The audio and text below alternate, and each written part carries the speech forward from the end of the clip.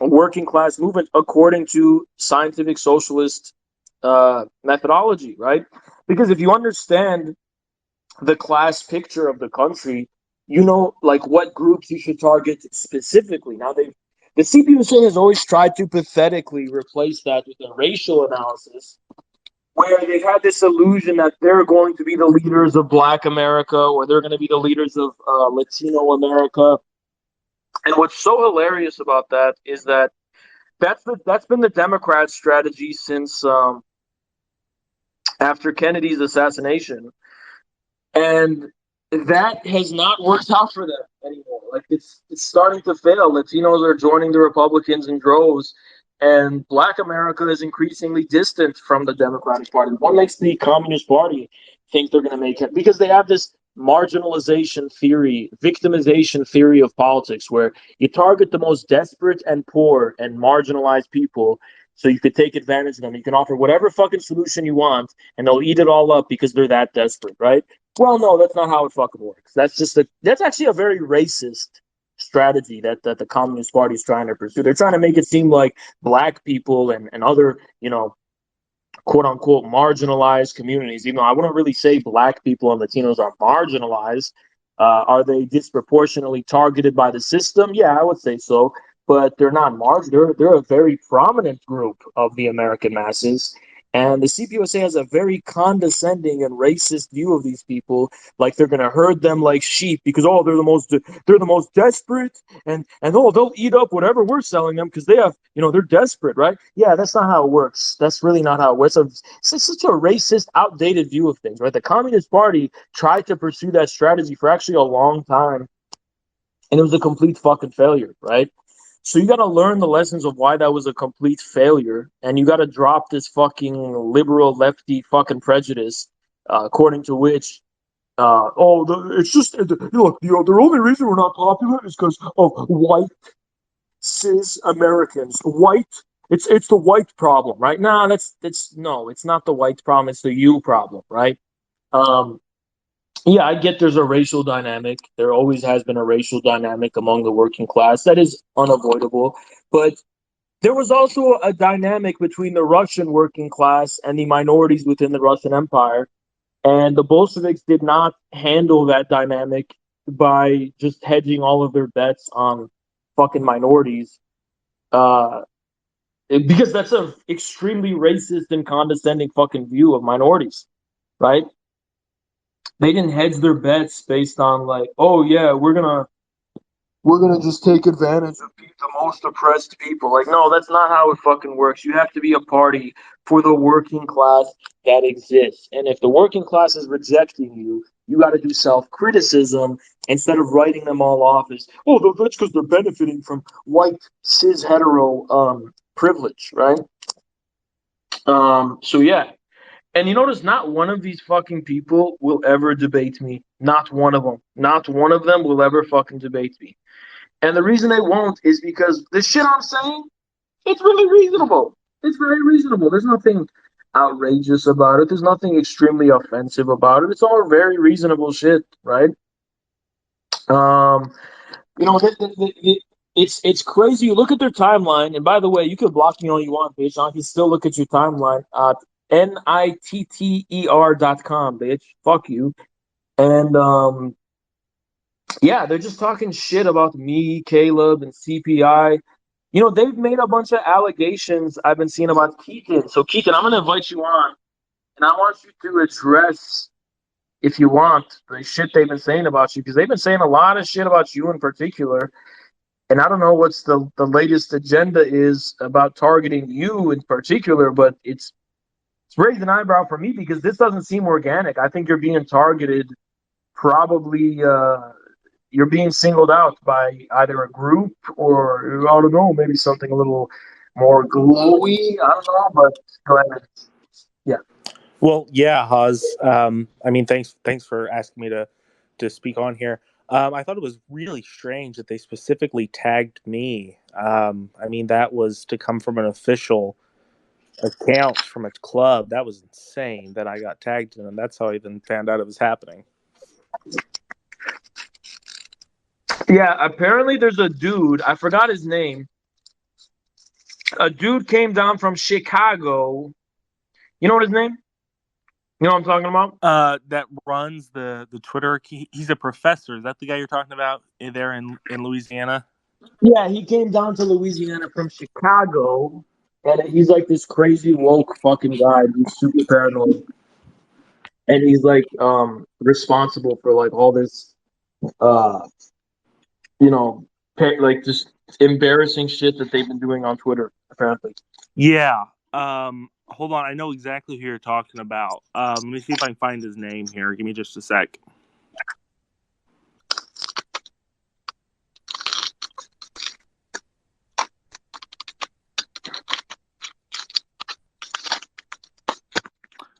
For any of the gorillas listening, put it in one of the group chats if you know who we're talking about. It was you guys posted it earlier, so put it in there yeah. again. In the meantime, the thing that baffles me is why do they always come after CPI? Like the only reason any of this is ever, the only reason there's anything going on at all, I think it's, you know what I think it is? I think it's a prejudice coming from the top, the very leadership, because I'm the one who started the CPUSA. I mean, Caleb has never expressed interest in it. CPI has never expressed interest in it. I was the one who started that. And I think they automatically assume that it's Caleb because the CPI is like an organization, right? So it's an organization. Also, Caleb is someone who's well known and established. So they just probably thought I was an agent of the CPI. Well, And I and was there's also Haas. What sparked some of it is back in like August or October maybe. I when I first moved out to New York City to work for Caleb, Shar Darling, her birthday. They were doing the Little Red Schoolhouse there at the national office, and she was at the national office and was staying over there for her birthday. And she asked myself, Flame of Liberation, Lily Goldklang to come over to the national office, and it was like 11 o'clock at night, and so she unlocked the doors and she had us come into their national office. And dude, it was a disgrace. It's like a seven story tall building in Manhattan, and literally only two of the floors are being used. All the rest of them are empty. We went to the third floor, and it was a bunch of like exactly what you'd imagine leftoids, like the most degenerate blue-haired leftoid type people sitting around playing Magic the Gathering while smoking their like electric vape weed pens and being just absolute dumbasses. And it was wait. really So sad. the Communist Party owns a 7-story building in Manhattan, Yeah, it's on like 20, I think it's on 23rd Street and 7th. and it's like all empty. There's only 2 floors being. Look. I started with nothing, and I'm like single-handedly reinvigorated their party. I don't have a fucking building. I'm in a fucking apartment, right? Yeah. And I was able. So they're that incompetent. They have that big ass fucking building, and they're so incompetent that they can't get the party off the ground and reach the masses. They just play Magic the Gathering in their fucking building. Yeah, it's pathetic. And apparently the next day after we went to their national office, Taryn Fivek. Hold on. Wait. We have a Fed in the space. Ogle, you are a bitch. Ogle, you are a bitch. You know that, Ogle? Yo, Oh Ogle, wait, come. we also have Public Friend who was there at the national Where did office. Ogle go? Where did Ogle go? He left. He left. I invited him to speak. Where did he Oh go?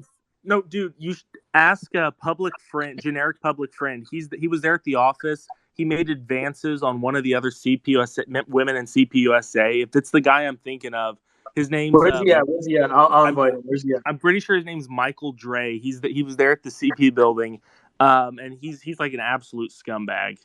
Where's he at? Um, yeah, he. Hold on, let me. Generic listener. I'm pretty sure that's the same guy. Where's? Let me look for a generic listener. Oh, Generic. generic public friend. It's got like a red circular profile picture. Dude, this dude probably blocked me. Where's he at? I think he blocked me. I can't see him. Damn. No, but Look, put it this way: 202 of the people here have blocked me. 202 of the people listening to this space have actually blocked me. So you got to keep that in mind. Like, these people are terrified of me, right? Same I'm the here. fucking boogeyman. By the way, you guys, you don't got to turn me into Rasputin because I'm open about everything. Everything I've worn on my sleeve. I've been open about every single thing I've done. You understand? Bunch of bitch ass, fucking fake communists. We're communists, but we're gonna turn Haas into a literal demon because why? You can't even respond to anything I say besides calling me names. Do you guys got anything going on but calling me names? You're a communist. You're this. You're that. You can suck my dick, is what you can do. I'm sorry, You, Keen. I know you're no, more. no, dude, you're fine. You Yeah. know, this is we've been keeping since the incident at the national office. We've been keeping this up our sleeve, but I feel like the time's appropriate with all these CPUSA members. The next day after, when Taryn Fivek led a struggle session about how my cowboy hat made everyone feel uncomfortable at the national office. She's a Fed. By the way, everybody, this is a very rare opportunity I can address you. Taryn is a Fed. We almost have we have everything but solid evidence. We have everything but airtight evidence of it. All directions point in that direction. Her whole history. Her parents worked for CNN. She's got the shadiest fucking history. Look into it. She's a Fed. You guys are being played. Well, Holy shit. and Haas, you know, she also claimed when she was still in Workers' World, she claimed that she Didn't she was go to in. Syria? She was in Syria, right? Or is that someone else? No, it was it's that she was in Palestine. She claimed she was in the Gaza Strip, but then people who were actually there said, "No, you weren't." She's like, "No, I meant Jerusalem." The fuck? Yeah, no, she's 100% Fed, but it gets better. A week after I was at the national office, CPUSA's leadership, Joe and Rosanna, or excuse me, Joe, Malachi Dre, and Taryn Fivek bring one of the CPUSA New York members who is Lebanese American, still has her Lebanese citizenship, and basically, and she's a fan of Caleb, accused her of becoming a white nationalist and insinuated that she was Hezbollah because she's Lebanese. And this is leadership. Base?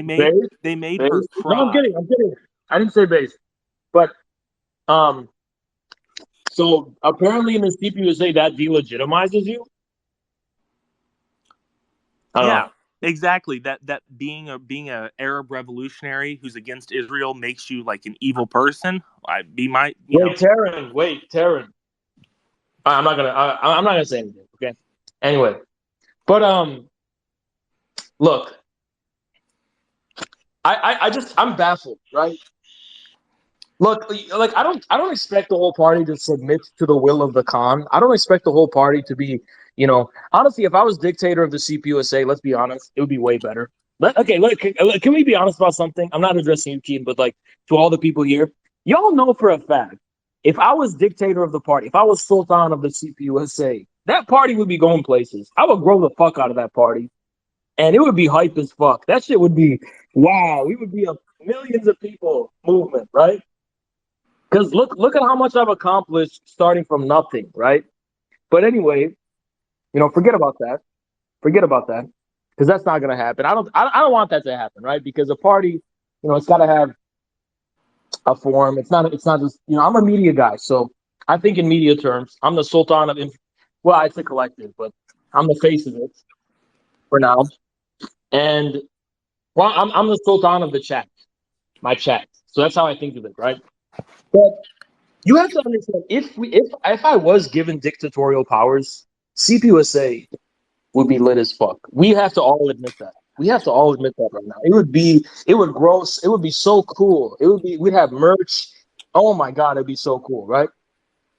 And whatever. That's not gonna happen. All we wanted was there for to be a dialogue within the party, because we don't expect you guys to agree with the infrared vision, because you're not.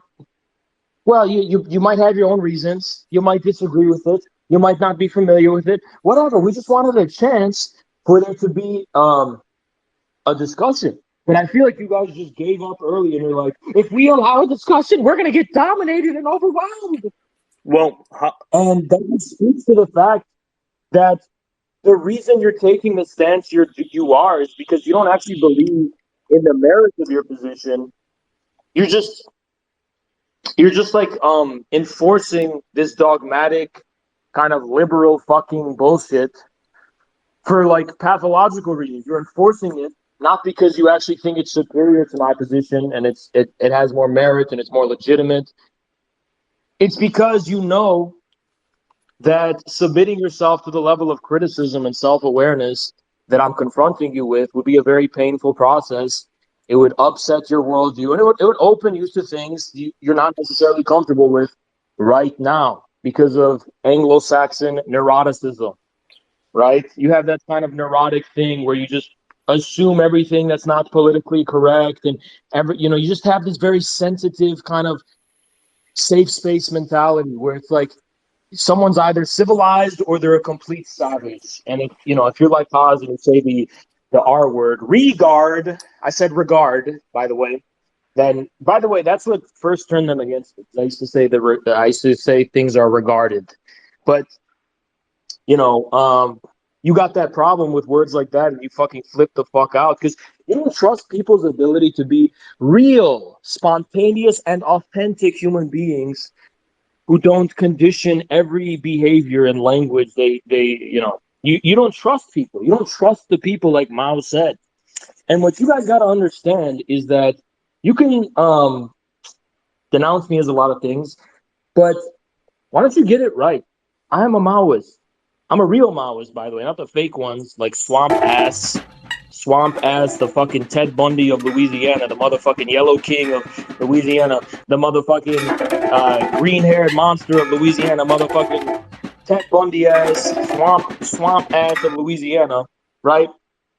You have to understand that when it comes to me, right? I'm a Maoist.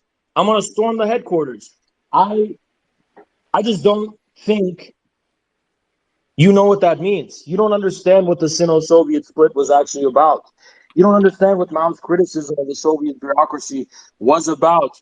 The Soviet Union collapsed, guys, and China's still here, okay? So we have this Communist Party that's a leftover of the Cold War, and specifically a very horrifically revisionist faction of that Cold War, of the Soviet aligned bureaucracy or whatever, right? They were just the worst faction because these were the Gorbachev sympathizers, right? The Euro communist, they're not Euro communists anymore officially, but that influence is still very markedly and clearly there, right? So you have that faction that's still there, and they've never been submitted to that kind of Maoist revolution that was the decisive significance in China's ability to survive. And you say, well, what about Vietnam and Cuba and, Laos and a few other countries? They also met, and then North Korea, but North Korea is a very specific case, actually. And all I would reproach that is with, sure, but none of those countries are superpowers. All of those countries are just as, they're small enough to be able to have whatever ideological idiosyncrasy. Like Iran has its own idiosyncrasy with Islam, right? And now today we obviously have the Taliban back in it. So you have all these idiosyncrasies you're able to have. You're a smaller country. When it comes to being a superpower that's setting an example for world communism, you have to acknowledge that Mao's critique of the Soviet bureaucracy and his initiation of the Cultural Revolution, while there was many mistakes and excesses and whatever, that was a decisive element in China's ability to endure. The Soviet Union collapsed. The party is still has a lot of leftovers from that Soviet-aligned American Communist Party, right? And by the way, the worst version of that being the Gorbachev aligned liberals. So now we have Swamp Ass, the Ted Bundy of Louisiana. So let's invite him to speak and defend himself. So Swamp Ass, you defend people, you make fun of kids committing suicide on the internet. And you are a member of the Communist Party of Louisiana. Why don't you talk about the merits of encouraging suicide on the internet among children? Go ahead. Go ahead. The Green Monster of Louisiana. I'm motherfucking, what's his name? Rust Cole. I'm Russ Cole, and here's Keaton. He's Woody Harrelson. And we're taking you down. Let's go. We're going to invite you to speak. This is the Yellow King of Louisiana.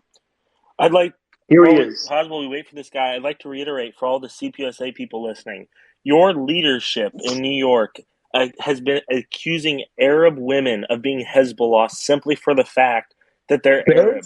Your party is racist as fuck.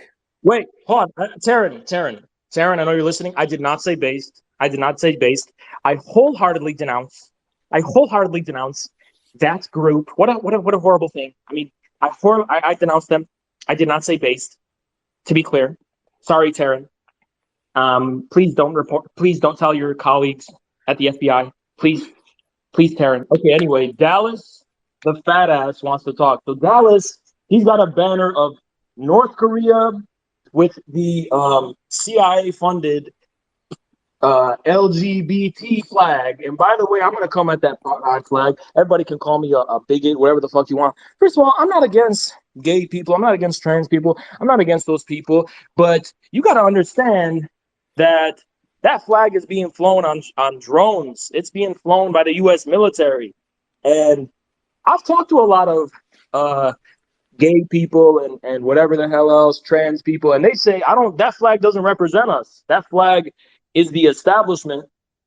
And for you to put that on the North Korean flag, that's disrespectful. So I hope you never go to North Korea, because if they saw how you're defiling their flag, it would not bode well for you. So let's bring on the fat ass Dallas. Let's bring him on. Yo, what up, fat ass?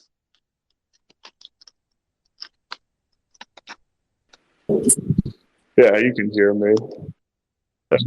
This motherfucker's using the CPUSA's. He's using a fucking what is it called? The monogram, that 1930s speaker. Motherfucker, they didn't even buy fucking microphones over there. They got a 7-story building. Go ahead, Dallas. No. I'm actually on vacation. I actually took. This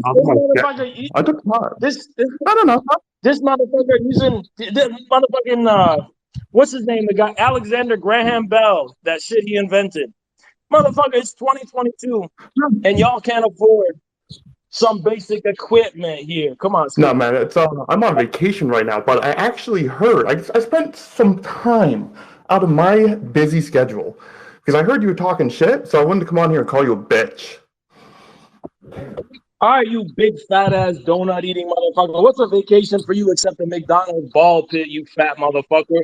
What are you talking about a motherfucking vacation? Slip and slide down the fucking slide, you fat blubbery ass. You're gonna get cuts all over that fat ass back. Going down that fucking slide or the water slide of that fucking vacation you're going on, you fat motherfucker. Dallas still talking shit about me coming in my motherfucking space, trying to call me a bitch. You motherfucking fuck. You gotta go on a diet, motherfucker. It's called a marathon run, motherfucker. Once you run that marathon, be the next Michael Phelps and do some swimming and some shit, do some jumping jacks and push-ups, and then get yourself a fucking vacation. So when you go in public on the beach, you won't be a fucking horror to behold to the masses at large. You want to reach the masses. The first thing you want to do is not look like a grotesque elephantine motherfucking donut eating hamburger ass Dallas Steele to everybody to see. Go ahead, Dallas. You done? Go ahead, Dallas. Cool, because I'm going to condense all that down to just saying you're a bitch. I'm just saying. Yeah, you keep saying you're a bitch, Dallas. Talking on that Alexander Graham Bell, Rosanna. What are you motherfucking? You go to Joe Sims' microphone himself. Y'all can't even get a good microphone. You own a 7-story building. You can't even do anything with your funds efficiently. You talk on that fucking musty ass microphone saying you're on vacation. Where you on vacation at, Dallas? Where you on vacation? I'm at your mom's house. He's in Langley. Yeah, no, I'm at your mom's house. I'm railing her right now, actually. I think he's following the CPUSA's line, and this dude is in Ukraine. I think Dallas is going crazy. I think he's going insane for Ukraine. I mean, your mom's right now. So. Yo, say Azov Battalion for me, Dallas. I know you went to Ukraine to go fight for democracy and go fight for freedom because fascist Putin is invading Ukraine. Insane for Ukraine. I don't know. They need fat fucks in the Azov Battalion. I don't know what are you gonna do? They're gonna roast you like a pig over a fucking bomb. Like I literally have you like on the other side here. Oh God. What did I tell you that these are a bunch of It serial doesn't killers? take much to like make This you sounds like feel a off. Batman villain. It's really This funny. sounds like That's funny. this sounds like You're just a child. this sounds Yeah, like you a really boy. don't He need sounds like anything he's a Batman villain. So it's like really funny. Motherfucker, do another fucking laugh for me, you goddamn Batman villain ass fat fuck motherfucker. Do another fucking Batman laugh for me. Go ahead. Okay. Batman. Okay. I hear you. I hear you. But have you ever I hear you. I hear you. You're just a one bitch. Motherfucker, is this what a communist sounds like? Nah, Is this what Wait, a wait, wait. communist Hold sounds on, like? hold on, Haas. Haas, I want to ask him a You want question to ask here. me a question? Okay, go ahead. Yeah. Dallas, I got a question. Like serious question. Okay, yeah. Serious question. Okay. First off, you're a CPUSA member, right? I am. Okay. 2013. Do you know how much CPUSA made in revenue off of its market investments, real estate, rental properties, trust funds? Do you know how much it made in 2013? No, and I honestly really do not care at all because I'm really Yeah, the answer is 10 million. The answer is 10 million. What has it done? What has it done with that? Well, let's see. It continues to make Has be an embarrassment in front of the international stage. No, dumbass. Motherfucker, Shut up. Shut the fuck up. Let me tell you something. Little bitch, Dallas. Listen. Before I got banned, I made $5,000 a month. I'm nobody. What are you talking about Haas for? Y'all making $10 million a year. What are you doing with that? You still talking about Haas? Haas is nobody. So what are you doing with your money, Dallas? I mean, dude, you're Also, the one talking Haas, about hold me on, when hold on. I'm not here. So you just did this to yourself. What if it do you mean takes you're $10 not million, here? it takes $10 million to make you Yeah, look yeah, bad. yeah. You talking about what? This is exactly what I said. You said you got 10 million a year.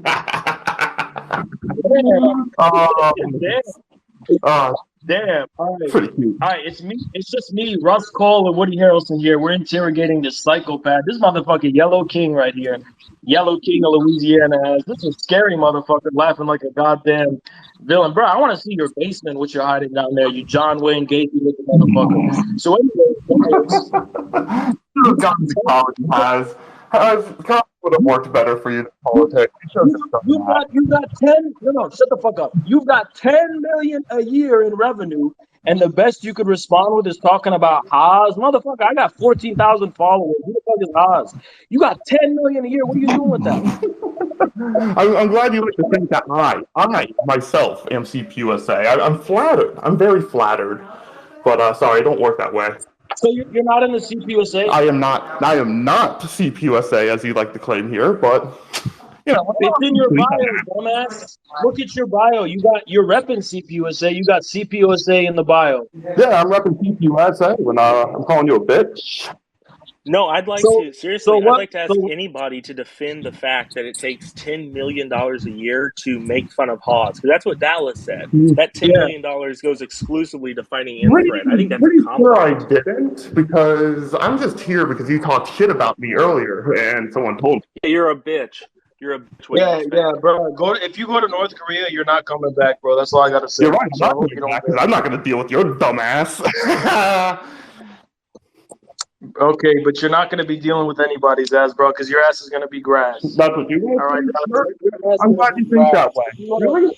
I'm giving a shit about what you said. Your ass is grass, bro. I'm sorry. You come with that flag, your ass is going to be grass. So anyway, Dallas, I want to ask you a question, Dallas. Another one. These are.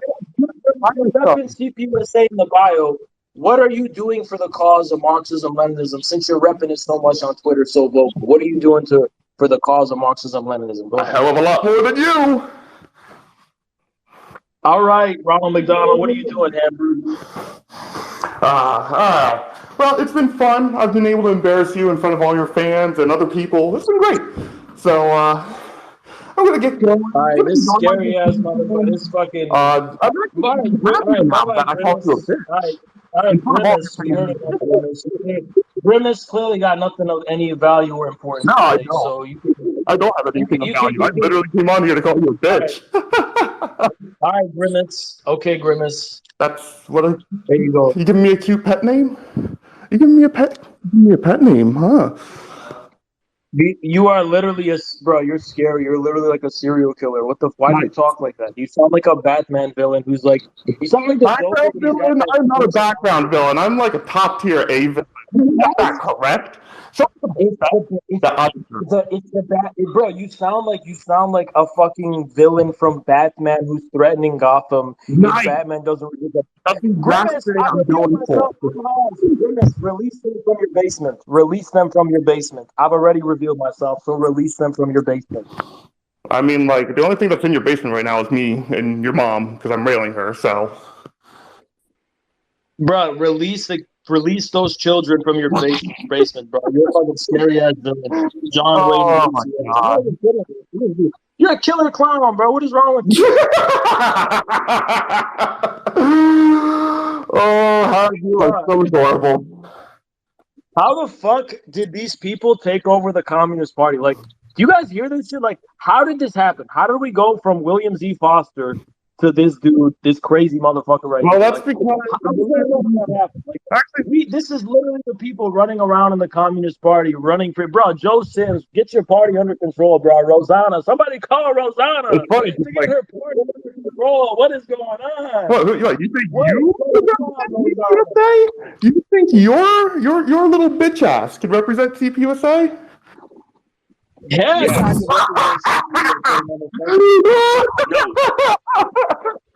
Infrared is the future of CPUSA. Suck it. CPUSA belongs to Infrared, whether you like it or not. CPUSA is officially collectivized by Infrared. Bro, this is obese Joker right here, bro. You gotta chill. You're gonna get a heart attack. Your cholesterol's through the roof, bro. You know, you can spend an hour and a half typing fat on the keyboard, just embarrassing yourself. It's like you're choking. Like, every time you again, that was kind of funny. That was pretty funny. I mean, you wasted your time. I got everything I needed out of it. But if you want to do that again, you're using a CPUSA's telephone from 1829, and you're blowing out the speakers with your insane, scary building. Is it hurting your ear? I think it's hurting everybody's soul to see the Communist Party being ruled by people like your ears. So I'm just going to keep laughing like that, just because I know it causes you a little bit of pain. Bruh, your kidneys are in pain. Put down the hamburger. No, the only thing that's failing me is my liver, because every time I hear about you, I have to drink heavily. Bro, I don't think that's the only reason your liver's got a problem, honestly. I think you should really see a doctor.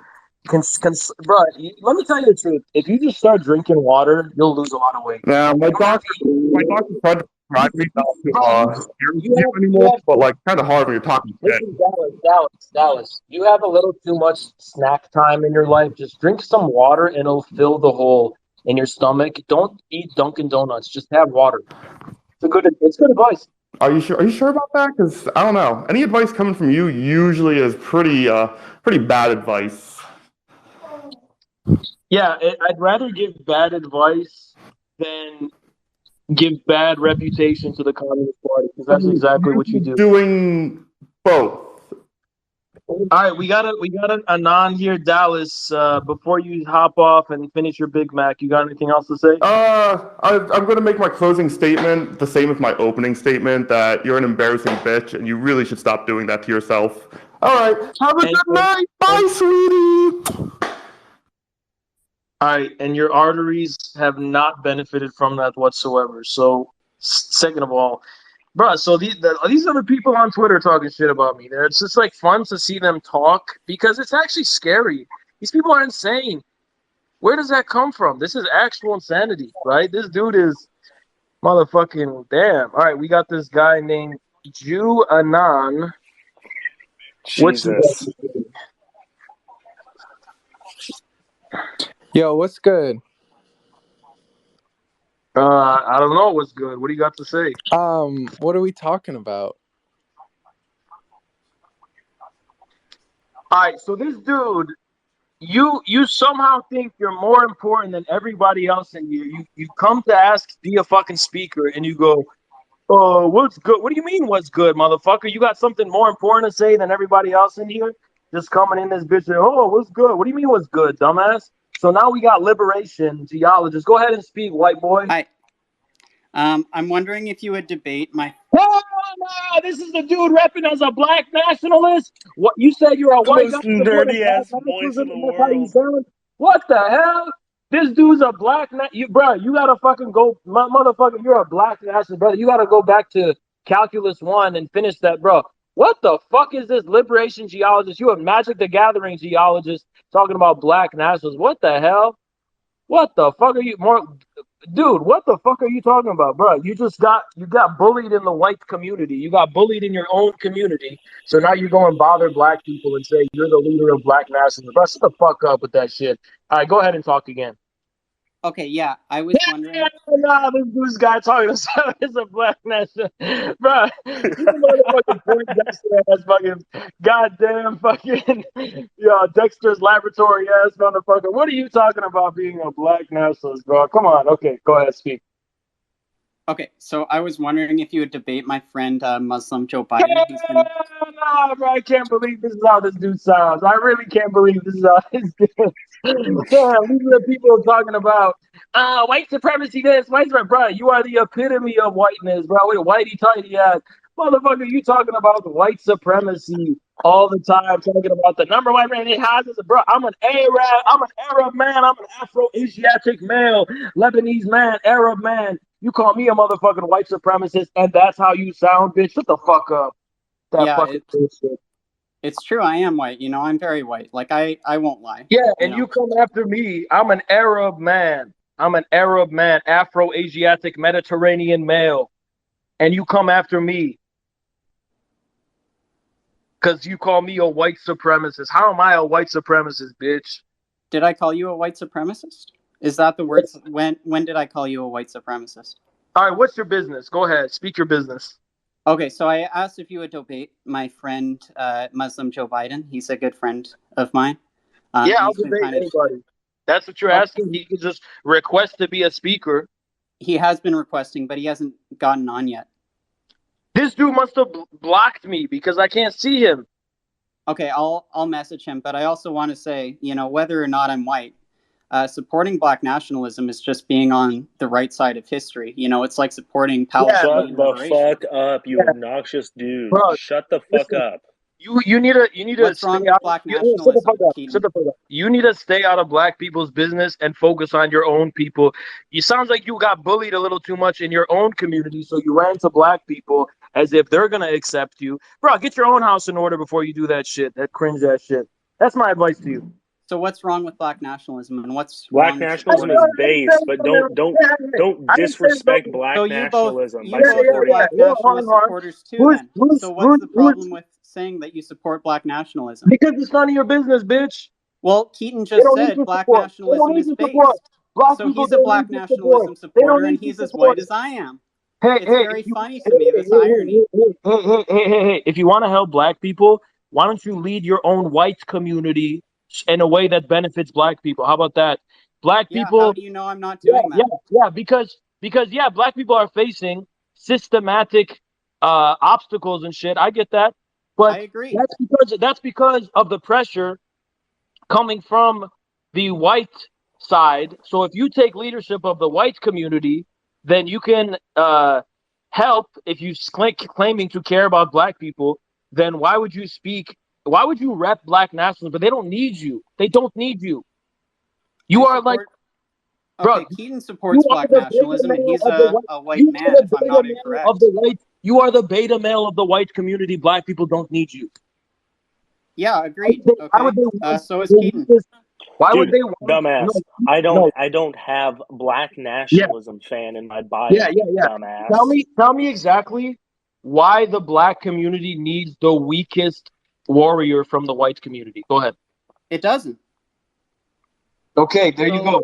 Here's the thing. I'm saying that I support black nationalism. What's wrong with that? Because you're virtue signaling and it means nothing. And when you say you support, it kind of sounds like you're repping that shit. It sounds like you're saying you're a black nationalist and you're repping that label. Like, bro, shut the fuck up. You're cringe as fuck. For real, you're cringe as fuck. Okay, I know you're an expert in being cringe as fuck, so I will take that with a warning. I know you're an expert in being cringe as fuck. Bro, you sound like fucking Kermit the Frog. These are the people that call me a white supremacist racist on Twitter.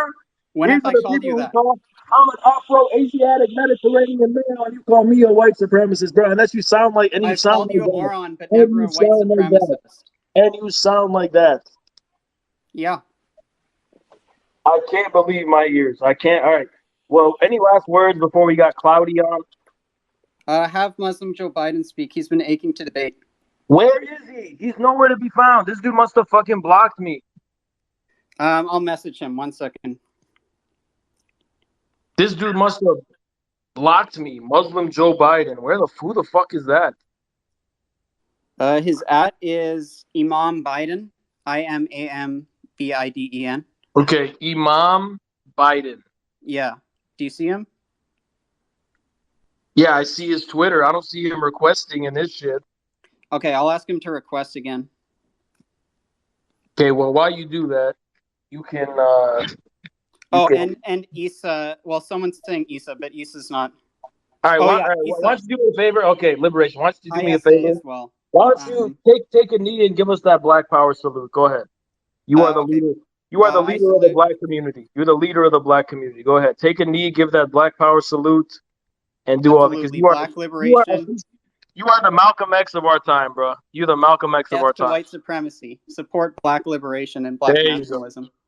There you go, Support bro. Pan-Africanism. There you go.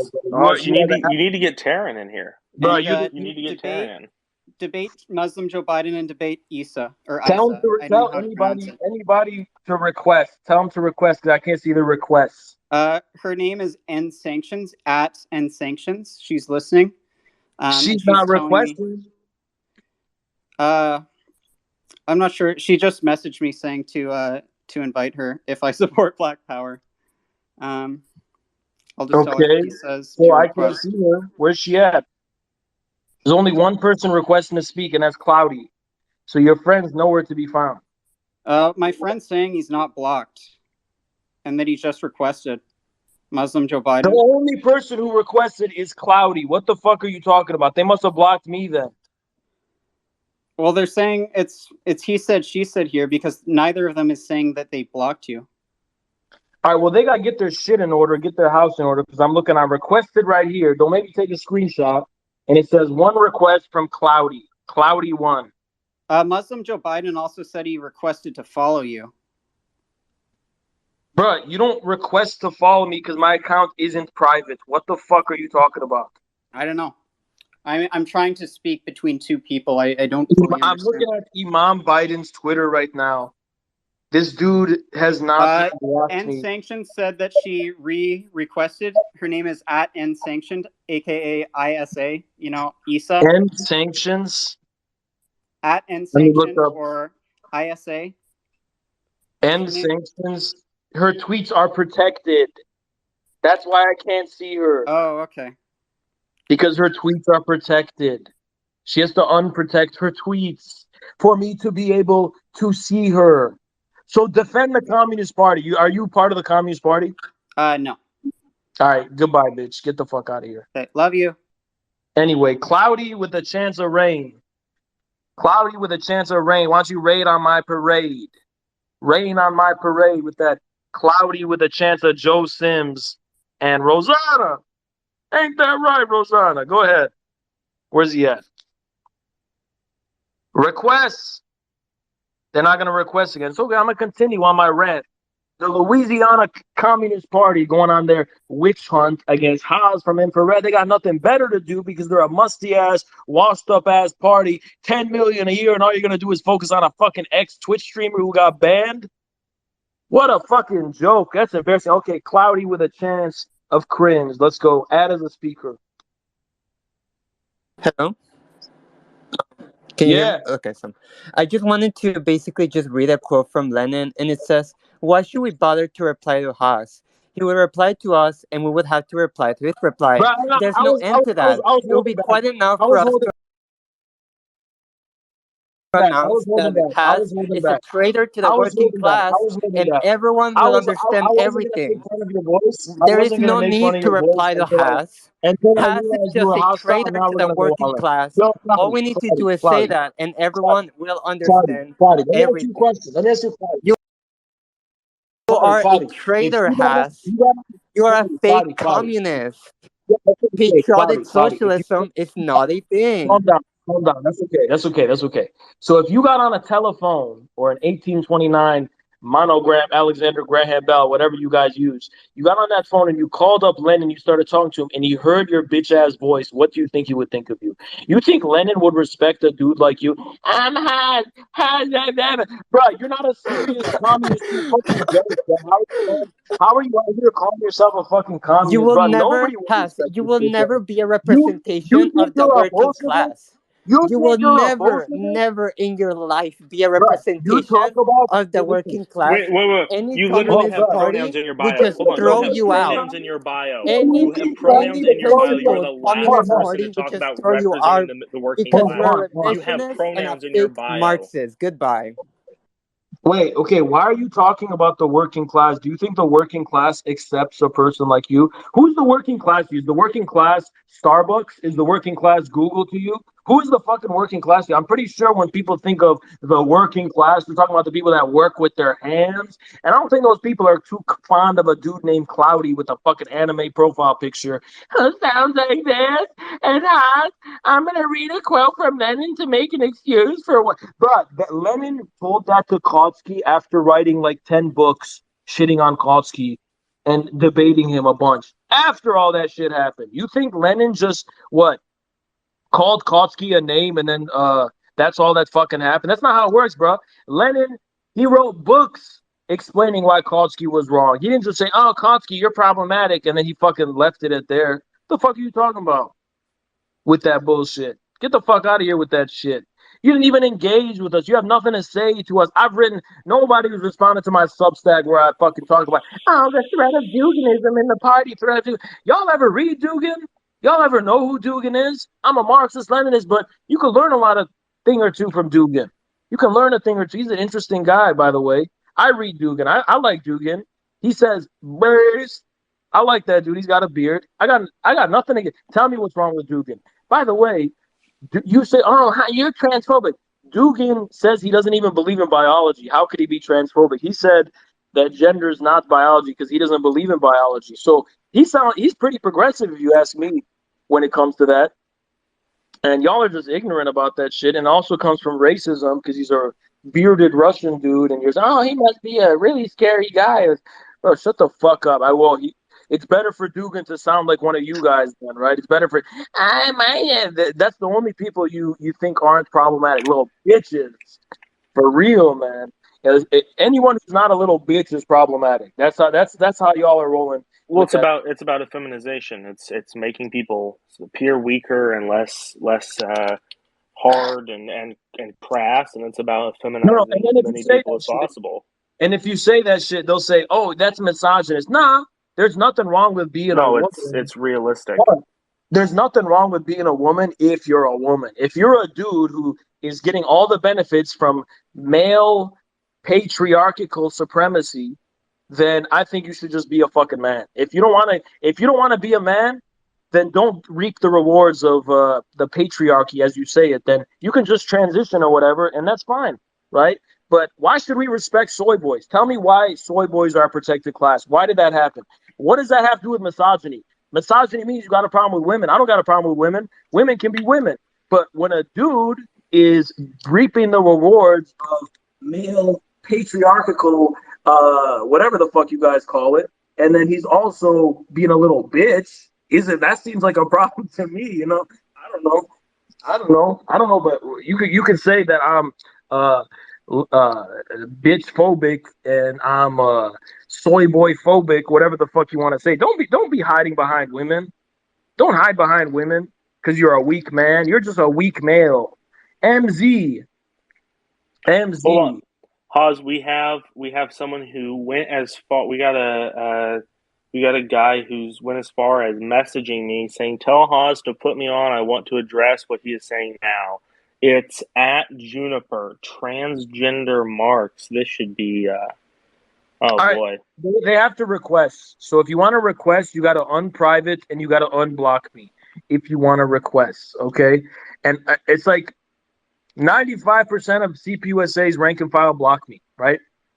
I'm the specter haunting CPUSA. I'm the reason you're doing all these witch hunts. I'm the reason y'all are hyped up and you feel like you're part of this new organization. I'm the one who added everything fresh because it was my idea, CPUSA 2036. Y'all were nothing before me. I'm the one who did that. You should at least acknowledge that.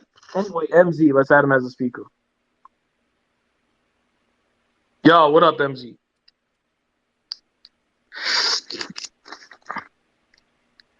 Yo, hello. Yo, what's up, man? My name is MZ. I'm not really here to debate. I'm here mostly to give a shout out to all my fellow infrared homies that are part of the CPUSA.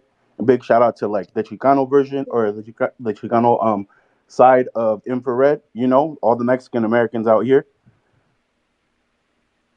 Shout out all the Mexicans. Shout I out just all want to the say real Latinos. quick. Sorry to interrupt, but it's real telling that with all these conversations about marginalized communities, this, that, and the third, the second largest minority group is never brought up. You know, there's as many Mexican Americans almost as there are African Americans, but they never talk about us, and I wonder why that is. Yeah, I think it's because, you know, they have a racist view of both black people and Mexicans. They think you guys are just sheep to be herded, whether it's the Democrats or whether it's these so-called communists. They think they don't actually have to earn your guys' No, and then trust and it gets respect. even worse, Haz. It gets even worse because we come from a mixed racial background, so we get to be, you know, the seesaw, right? Like when we say shit they agree Yeah, with, we're the indigenous people. When we say shit they don't agree with, all of a sudden we're white and we're white supremacists. You know what I mean? So they get to play ball with because both sides. they apply that Anglo race fucking Anglo box bullshit on you guys, and they wanna say you're either white or you're indigenous or something, and they don't respect the fact that Mexicans and Latinos at large don't share the Anglo view of race. So they try to throw that shit on you guys, and they try to put you in a box, and that's why you make them so uncomfortable. That's right. You know, that's why I'm pretty sure you've noticed, but you got a large contingency of Mexican American and Mexican support because we know how it is. You know, we see it. We're not blind to the fact that this is how these snakes are. You know what I mean? But yeah, I don't want to take up too much of your time. I just want to give it a shout out to everybody. Yeah, shout out, man. And no, I know. Trust me, I've taken note of the Mexican and Latino brothers, members of the guerrilla army. You guys, probably the biggest contingent. I think we took a poll of our community once, and I think we got Slavs as one of the biggest, either the biggest demographic or the second biggest demographic is Latino. That's either the biggest or it's the second biggest. So when they call us white supremacists, whatever the fuck they're saying, we took a poll of our community. That's the biggest bullshit I've ever fucking heard before. That's just completely fucking made up. They're trying to call us that shit because we don't agree with the academic theorizations of race that they've adopted from their Democrat-funded academic bullshit organizations. But they're trying to make it seem like we're somehow white supremacists and we have an issue. Motherfucker, I'm a Lebanese man. I'm an Afro-Asiatic Arab man, motherfucker. And you called me white, saying I'm a white supremacist. You sound stupid as hell. You sound stupid as hell saying that shit. You sound dumb as hell. Okay? And if you want to ask me, yeah, I look white, whatever. Whatever that means. But, you know, let me just say, Lebanon's closer to Africa than Europe. And it's in Asia. So let me just say that.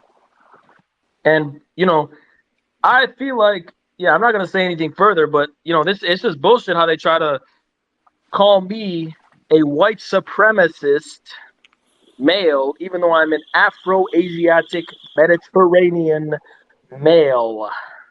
All right, who's next? Who's next? Who's requesting? This dude's name, Declan Davis. He's got no profile picture. So this is a scary. He didn't request. He foregone his request. He took his request back. Hold on, the transgender Marx is begging in direct messages to be able to Here's come what I'm on. going to do, Ian. I'm going to invite you to co-host because if you can see these people request, I can't. Right? Okay. So, yeah. I invite you to co-host so you can actually appoint people because I can't see them. I cannot see that person. Okay. All right. You ready? You want transgender Marx on here? Yeah, go ahead. Bring them on. Okay. Oh, hold on. How the hell do I? God damn! It's like. Okay. Add a speaker. Cool. All right. Where are they at? Where are they at? It's connecting. Hey, so you were... Oh, we got 33 people requested to speak. I can't see them. Yeah, we got a ton, dude. We got So a first ton. of all, let's look at transgender Marx. So how would you feel? How do you think Marx would feel if you calling him transgender? Go ahead. I feel pretty good about that. But how do you feel about this?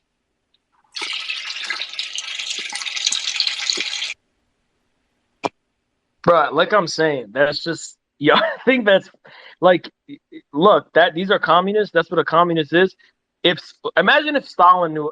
Imagine if Stalin heard about that. What do you think Stalin would do to a person like you? Well, Stalin did.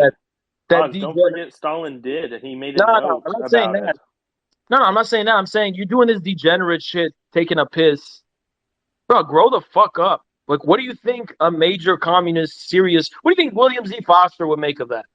You call yourself a communist? You're a clown. What is this punk rock bullshit? You're not a communist. You're like what a Satanist is, rebelling against their Christian parents. Oh, I'm a Satanist because you're rebelling against your parents. And you called yourself a communist because you're rebelling against America because America's got this anti-communist tradition. So, that's just immature. Come on, that's just immature. People somehow think being disgusting is funny. No, it's not. It's just cringe. It's just immature and cringe. Okay.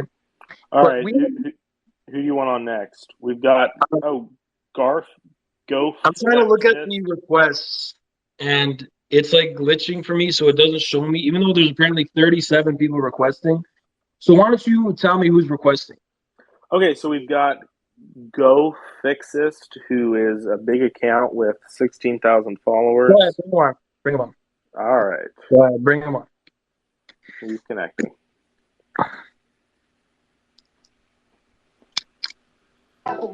Okay, I have a really important question. I think I know who this person is. I hate this guy, right? This guy talks shit about me a bunch of times, right? I don't think I've ever talked Pretty about sure. you. All right, what's going on? Okay. Why did the pirate... All right, get him out of here. Get this dude out of here. Yep. Yeah, get him out of here. Who else is on the list? We have Issa, who has just been laugh reacting. If you want to have... yeah, bring him on. Bring him on. All right. Go ahead, bring him on.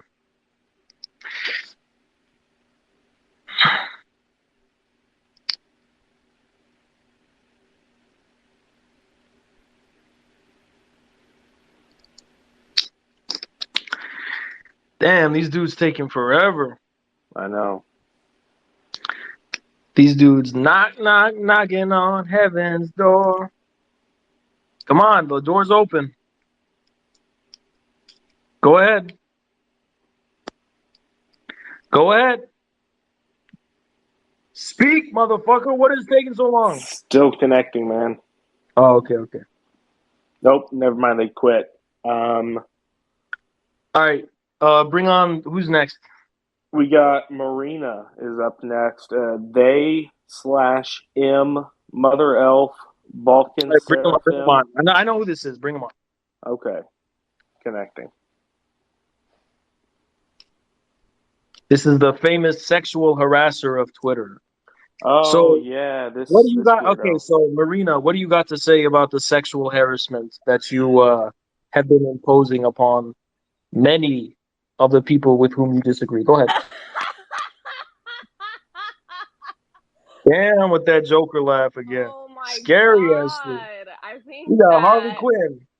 We got Harley Quinn in this shit. Damn, these people crazy. When I tell you these people are crazy. No, I'm just psychopaths. really stoned right now. I'm just really high. I'm a big fan. I'm a really big fan.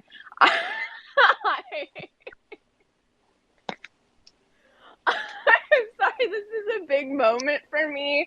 I'm a little starstruck, and I just want to know, you don't think that Stalin would like my piss videos? Absolutely not. No. Where in his writing does he say that he wouldn't like my piss videos? I think Stalin would have you committed to an insane. You think or you know? I'm 100% certain that Stalin would have you committed to a mental asylum, ma'am. I'm pretty sure you would be considered an insane person. I'm pretty sure you would be institutionalized if Stalin ever even heard of who you were. Okay, and that's just if he was being generous. I'm gonna be honest. I'm gonna be very honest about that. That's dope. Okay, I would love some like state sanctioned like mental health care. That actually sounds really sick. Yeah, but like I think you should also forgive your father because sometimes it's more simple. Sometimes all you got to do is to regain sanity is just forgive your father, you know? What does my father have to do about this, with this? You know my dad? Yo, Listen. did you meet my dad at raves? Like, Yeah, I would never want to meet your dad because one look at his face and, you know, I would tear up feeling so bad for him. But anyway, you do sexually harass people on this platform. So go ahead and explain why you do that. I do sex work, so I'm just advertising. No, you're a prostitute. There's no such thing as sex work. No, let's keep it civil. Let's be civil. Oh, okay. So we have to be less accusatory here because, you know, there's just that mental barrier. But Marina, why do you think it's appropriate? Let's say someone. Pause. I have a question. Is it true that you dropped out of law school? No, it's not true. I'm still in law school. Anyway, You're Marina. Still in law school? Yes, ma'am. So, Marina, why do you think? Cute. Okay, so Marina, why do you think it's appropriate? Like really cute. Like what do you plan? Like what do you want to work in? I want to work in sexual harassment justice. So basically, when someone's disagreeing with you. Okay, so like where have you like interned at? I don't do that. Anyway. You don't intern? No, I'm not an intern. You don't? Okay, so how do you expect to get a job? Because like I interned every summer that I was in law school. Yeah, because not everybody goes to law school to work for a firm. So keep. Well, I mean, like I obviously don't work for a firm because I'm like selling pictures of my ass on the internet. So like. All right, Marina, let's stay on focus. So you know about the sexual harassment thing. So let's stay on focus. So Marina, why do you think it's okay to respond to people you disagree with politically with explicit nudity photos? So let's say, Marina, you said some dumb shit about Hypothetically speaking, well, I don't deal in hypotheticals. You need to bring actual evidence. Bring an actual fact. Don't do hearsay. You did that to Caleb once. Because Caleb is a racist little bitch who wants to measure my skull with calipers. So, like, why did you suck on that? Where did you get that Caleb's? Where did you get that Caleb? Where did you get that Caleb's racist from? Hold on, the prostitute quit. Okay, next up. No, we're gonna be a little more. Let's not be that accusatory. You know, let's just, you know, because you gotta understand, you gotta have patience. You know. So anyway, who's this next person? Hi. Tasneem is on. Hi. All right, what's your business? So I'm a Palestinian woman. So I'm also a Mediterranean, Asiatic, Afro-Asiatic. Sorry. Afro-Asiatic, Mediterranean female. Yes. Allegedly. I can pronounce my hats. I can pronounce my ayns. Like, what are you talking about? Allegedly. That's not a very strong ayn. Okay. Like, what do you want from? That's you want not me to give you my like? You want me to give you like a passport or something?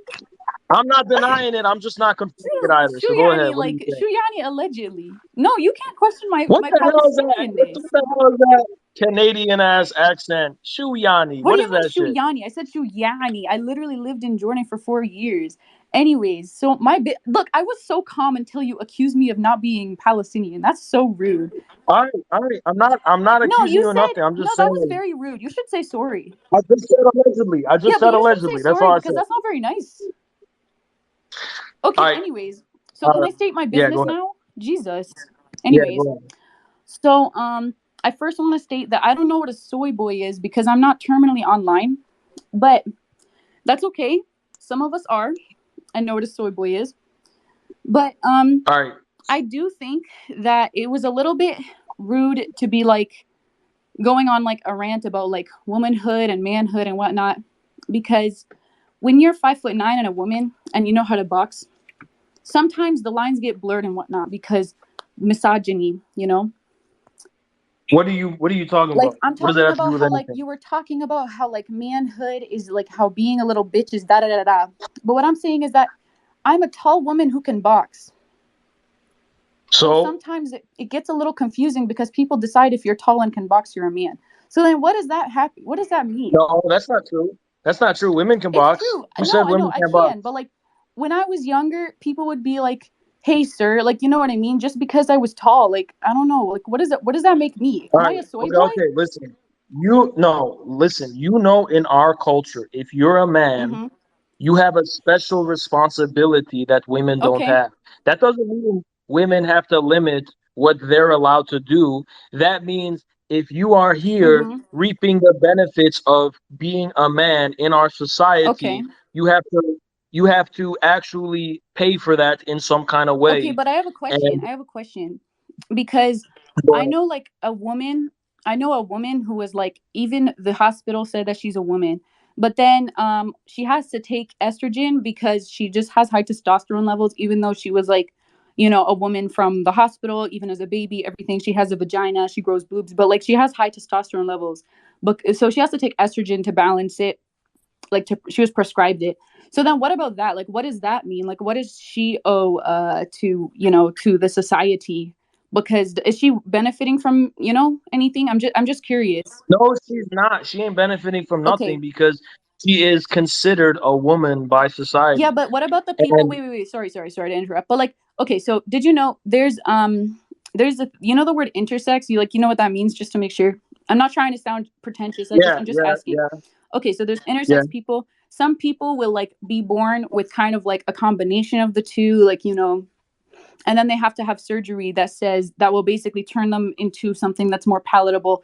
But then they grow up with a lot of medical issues because of that. So I'm just wondering if they're a soy boy or not. If a woman, No. Someone who's like intersex, like what about them? Like what happened? Can they be a soy boy? Am I a soy boy? listen, a soy boy is someone who identifies as a male, Mm-hmm. but is a coward, does not take responsibility, does not have principles, and Mm-hmm. is dishonorable. Okay, wait. So a soy boy is a dishonorable man. So then anyone in the U.S. military is a soy boy? A soy boy is someone who's a cowardly, dishonorable person who does So a not person in the U.S. take military is a soy boy. responsibility. No, What? You're no, that's not true. confusing me. You're confusing me. That's not true because that's an organization that's dishonorable. That doesn't mean the individual is dishonorable. But okay, so but like when I lived in Jordan, which is in the Asiatic sorry, can you say it again? Afro-Asiatic. Thank you. Afro-Asiatic region. I had a friend who was she was from Iraq, and her brother actually when he was a kid, he stepped on a mine and like his whole eye was like all busted. So I think that means the individual that put it there is dishonorable. Is he a soy boy? The person that put the The bomb the person who ordered the war is a soy is boy. So not okay, well. That's just wait, redundant at that point. Like if you call George Bush an evil piece of shit is he a soy and boy? whatever, no, not Why? specifically. Wait, no. You're changing the definition. It used to be a I'm not changing dishonorable shit. man, and now you're changing the. How is I did George not. Bush I not a didn't soy know. boy? Dishonorable was only one of the attributes. It wasn't the Okay, only attribute. sorry. Okay, sorry. Can you give the other attributes? I'm just trying to make a list in my head so I can assign Yeah, soy boy to yeah. the A people that soy I boy know. is somebody who identifies as a male. Identifies Are as a you there male. with me? Yeah, Mm-hmm. and doesn't in their personal life, keep that in mind. We're Mm-hmm. talking personally speaking. We're not talking at the level of politics or an organization or anything Okay. like that. Okay. In their personal life, does not take responsibility for all of the privileges that come with being a man. Oh, okay. So a guy who identifies as a guy, but doesn't take the responsibilities of being a guy. But are we talking about responsibilities in the Muslim sense? So, for example, the man has to have his funds available to his No, wife. I'm not talking about prescribed responsibilities Mm-hmm. formally. I'm talking about responsibilities for your manhood in the basest sense possible. Like, for example, Okay. you can't fucking be a coward and Mm-hmm. defer to social discourse and to social institutions, you have to take responsibility for, like, for example, Mitch McConnell, those are soy boys. I could easily call Lindsey Graham a soy boy. I could easily call it's because they don't take responsibility for their own manhood. Shit like that. Haz, I'm gonna be real. I liked the part at the start when you said that they identify as a man. So then if they identify as a man, they can only be designated soy boy if they identify as a man. So if they identify as a woman, they are no longer a soy boy, but a soy woman. There's no such thing as a soy woman. What do we call the soy women? There's no such thing as a soy woman. Sorry. So then how about we take the alternative? So soy is an alternative to dairy. Does that mean that there is a tofu woman? Bruh, it's like, this is like trying to debate a meme. You know what I mean by soy boy? You know very well. Billah, You know very well. I don't know what a soy boy is. Yes, you do. I don't. I'm not online enough. I'm sorry. I don't know what a soy boy is. Also, wait. Question: how did you clock my Canadian accent? Like, how did you? Are you in college? Am I in college? Yes. Then you know what a soy boy is. It's no, all the dudes. It's all the dudes in your DMs who you reject. The thing is, I'm gonna be real. I'm an artist. I just post my drawings. I don't really have guys in my DMs. Also, I'm hijabi. I gotta stay out of that adultery stuff. You know. Okay, my bad. It's okay. I'll forgive you. Okay, but I still haven't forgiven you for saying that I'm allegedly Palestinian. That's very mean. Allegedly. No, that's still not. That's not nice. Wallahi, I made it my whole brand. Like, that's how I got so much clout. Remember when people pretended to care about Palestine for 3 minutes? Do you know how many followers I got? But then they all unfollowed afterwards. That's performative activism. That's a soy boy. All right, listen. A soy boy is a dude who. Okay, let me tell you what a soy boy is. Let's say there's a dude on your campus who's like, I support Palestine, but like, what the Palestinians doing is pretty scary, and it's like, it makes me uncomfortable. That's a soy boy. Yo, Israelis are soy boys. Yes, actually, yeah, for the most part. Period. From what I've seen. Period. You know what? I'm gonna be real. I didn't know who you were, but maybe some of your opinions are kind of based because it's true. It's true. Israelis are soy boys. From what I've seen, that is correct. Probably not all of them, but that is a big problem. I think we should say all of them. I think it's good to generalize in this case. Yeah, I mean, yeah, I mean, you know, that's like, it's one of those things where it's like, it's just out of cowardice, and you're not being a fucking man. You're not understanding the nature of this world. You're saying, I'm against what what Putin's doing is really scary, and what Palestinians and Lebanese people do, it's just like makes me feel really uncomfortable. And yeah, I support anti-imperialism, but like it makes me really I'm just not okay with, like, that's what I'm talking about. Wait. How come? Okay, but wait. Question. But right now you spoke with a lisp. I don't think having a lisp makes you a soy boy. Not a lisp. Fuck, what's it called? Stutter. My uncle has a stutter, but he's not a soy boy. Yeah. He's just has a stutter. Like, let's be nice to the people with stutters. Though you did sound like, you know, the guy from Looney Tunes, the pig one. That's a soy boy. Listen, it's not a clear-cut thing. There's just patterns and connections. I noticed these patterns and connections throughout, and nothing's a coincidence. That's what you have to understand. Nothing. Oh my God, like the guy, the creepy eyes. There is no such thing as a coincidence. I love that for you. That's so cool. Yeah, it's like, yeah, it's like there's patterns to this. There's laws. There's exceptions, but there's general laws that follow a pattern. Okay, fair enough. So it sounds like there is no definite definition. I've heard my cousin say the word soy boy a couple times, but she also says things like pog. So I just don't really trust her words. But I think I'm done for now. But if you can let up Issa, that's my baby. That's my angel. That's my sweetheart. I can't see them, but Keaton, go ahead and bring them in, because I can't see them. So if Issa's here, take care, Haz and Keaton. I hope you guys appreciate that trans women are not soy boys. They are simply women who are trans. Very cool. And I am Canadian. I really still don't know how you figured that out. And I am Palestinian. It's not alleged. Okay. Bye, y'all. Okay. So who's up next? You got this next person. Is that person requested? Yeah, Issa has requested, and then we've got a lineup after Issa. Yeah, go ahead and bring them in. Go ahead and bring them in. All right, Issa is connecting. What's up with y'all?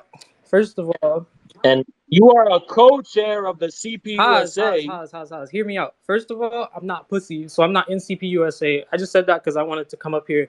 You already know what it is. Second of all, Haas, would you allow me to say something before I talk to you a little bit? I just want to say something real quick. You might agree with it. Go ahead. Thank you. That's real generous of you. So first of all, while I'm up here and I have this platform, I want to say fuck all the sex trade expansionists in this space that have me blocked. I also want to say fuck you to every nigga on this planet that has me blocked. And I also want to say that if you're a white person with black nationalism in your bio, I'm sorry, but that's cringe, bro. I'm black. And I just want to say personally that you niggas are not supporting us by putting supporter of black nationalism in your bio. I don't care if you actually support black nationalism. That shit is cringy as fuck. And you're a nigga, like you're not a Negro. You don't apply. Harry Haywood did not write for you. So I need you to get off of our collective dicks, including mine, because I'm transsexual or whatever.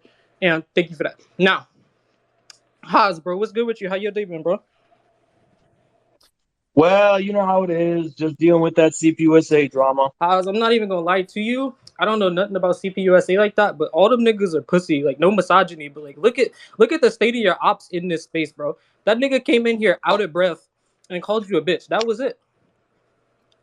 Yeah, I mean, you know what I'm saying. That's what we've been dealing with. But somebody said these niggas need social studies courses for how to talk to people. Nah, bro. But Haas, here. Hey, I wanted to say something, bro.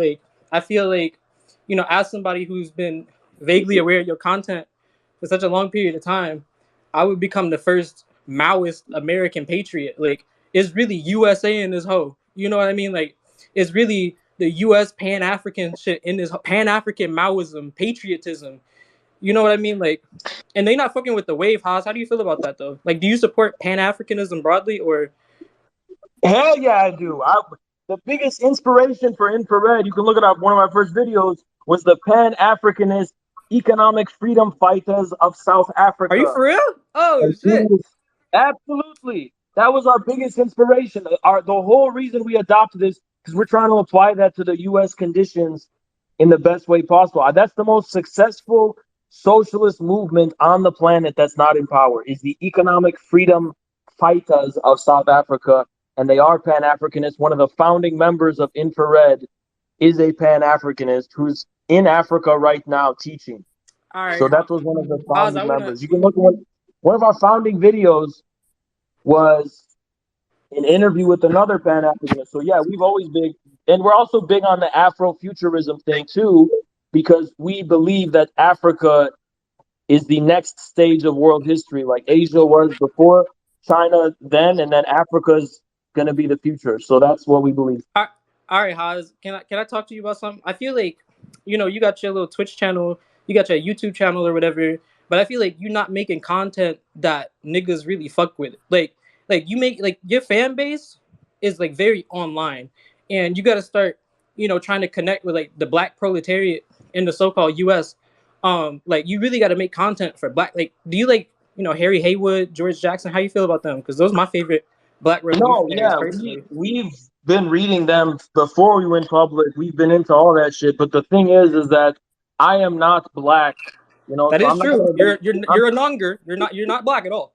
Yeah, I'm not going to be a leader of the black community. I don't expect. I respect the ability for the black community to have its own leaders, and I'm willing to work with those people, but I'm not going to be able to guide the black masses. Because, you know what? I respect that, because it's way too many non-black people who think that they can lead us like we sheep in a herd.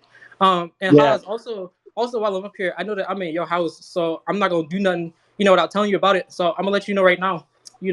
I see that your co-host is a Catholic, and I just want to say right now, Islam is the last real religion left. The rest of that shit is watered down. Islam is really for the gorillas. That nigga Keaton is not from the trenches. You are not a street nigga. You're not him, bro. You should change your pronouns to she, her. Nah, bro, listen, bro, you gotta respect all. Islam teaches to respect all, especially the Abrahamic religions. That's an Abrahamic religion. You're right. You know what? That was very rude.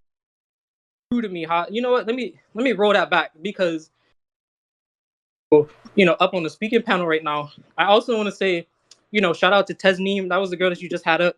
That's my ride or die. You feel me? The rest of these niggas, Tesneem said that she don't get no DMs on this app, but it's not true because I seen they DMs and it's just all like these thirsty, fake internet Maoists. Like they're all fake, like they're all like a part of like a cult, bro. Like they're all like, oh, I love your drawings. Every anti-patriotic socialist is a child, bro. Like it's crazy how we noticed they lie for women's attention. How do you feel about that? Well, that's how it works. Is that a lot of these people are in this? They're in that leftist community because it honestly comes from desperation, and they feel like women tend to be leftist more often than men, so they become leftists because they're trying to get that leftist pussy or whatever you gotta say. So they're really just in it for because these leftist dudes are the biggest rejects and losers of our society. They have no way of interacting with any females in any other context except blackmailing them into interactions by forcing them through acting. God, too. Yeah, Haas, I'm not gonna lie to you. This is what these grotesque ass motherfucking leftist males are doing. They're joining the leftist movement, and then because these women are in this movement trying to do activism or whatever the fuck, leftist males are basically forcing them to give them attention. They're going, "Oh, you're my comrade, aren't you?" Right. But Haas, hear me out. I feel like while I'm up here, so much like this isn't even just exclusive to the non-patriotic socialist left. Like I'm not gonna lie, a lot of pat socks on this app are straight pussy. Like they're chronically online. Like do you plan to like change that? Because I feel like Haas personally, I feel like your fan base is straight coochie, like vagina juice. And I really need you to fix that. Them niggas are not gorillas, bro. They are gorillas. You have to understand. I don't know who you're talking about, but first of all, maybe I just ran into the wrong section. But I feel like with your fan base, I feel like niggas don't fuck with the patriotic socialism because we're black, bro. Like we don't give a fuck about this country. The patriotic socialism label was not ours. That was thrown on us. Damn. What's the real label, bro? Put me on. We're just Marxist-Leninists. We consider ourselves normal Marxist-Leninists. And a normal Marxist-Leninist is going to be patriotic for their people. And if you're a black American, you're living in America, you are going to be patriotic for black Americans. So that's what patriotism means. The Black Panthers, they were Marxist-Leninists. They were also patriots for their black people. That's what being a patriot means. It means putting yourself in the soil of your people and your working class and not pretending to be this universal Trotsky bullshit. So that's the difference. All Marxist-Leninists are patriotic. I said the label patriotic socialism is misidentifying us because it's making it seem like we're trying to be like AOC or Bernie supporting the war and calling it patriot. That's not what never been a debate to begin with. Yeah, that's how I really just feel like so much of the Pat Sock label that gets put on you since you said you rejected or whatever. I feel like that's really hurting your brand image because a lot of black people in the U.S. hear the word patriotic and they immediately just gonna throw you out because it's like, what the fuck is this flag? Like I'm not respecting no nigga that would stand for the flag personally. I don't give a fuck if you would stand for it, right now or later. But I just feel like a bunch of niggas with American flags and they display name is crazy to me. I feel like that's actually crazy to me. Yeah, how do you feel about that? Because Am I reaching, bro? Because there's a miscommunication here. Because when they're doing that, they're not doing it to knock on black people. They're not doing it to knock on minorities who have been wronged by America. And those people do have a right to be against America, and they have a right to be against the flag because they've been wronged by the system in a specific way. When they're repping the flag, they're signaling against the white leftist elites who are turning against the white working class. You understand? It's not against black America. It's against the white leftists who are acting all like they're cosmopolitans and they're just above it all and that they don't belong to any specific people. They're enlightened and they live in the cities and they're more educated than everybody. And they're like, they're more enlightened. They're enlightened liberals and that kind of shit. That's what they're doing it against. They're not doing it against black people in this country. Listen, if you have been specifically wronged by America, you should not have to be expected to trust America or its symbols. Oh, But thank if God, because you're, I don't. I got if into it you're, with police like yeah, last month. yeah, I respect that. That's by default. I respect that. But if you're a white leftist and Mhm. you're virtue signaling about how anti-American you are, you're trying to absolve yourself of responsibility of your own community. You're trying to absolve yourself of responsibility of taking leadership of your own community and righting the wrongs that have been done against the black people of this country, specifically in the form of the denial of the 40 acres and a mule that was promised to black Americans after the Civil War that would have made them equal members of this country and give them a piece of the American pie, and that was denied to them. So that's what I'm talking. That's what they're signaling against. You know, black Americans have the right to give up on America because it's wronged them. But I do not believe white leftists who have benefited from America have that right. I think they should take their privilege and use it for just ends.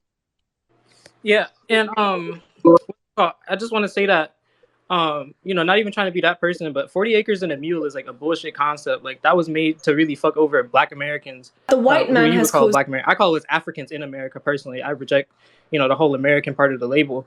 But I do think like what are some things that you think that white leftists just absolutely should not be doing? Because earlier, the person that had like black nationalism in their bio, they followed me and they asked me like, is it wrong to have supporter of black nationalism in my bio? And I was like, I'm not gonna lie, like that shit is really cringe. It feels like the so-called ML version of putting BLM in your bio.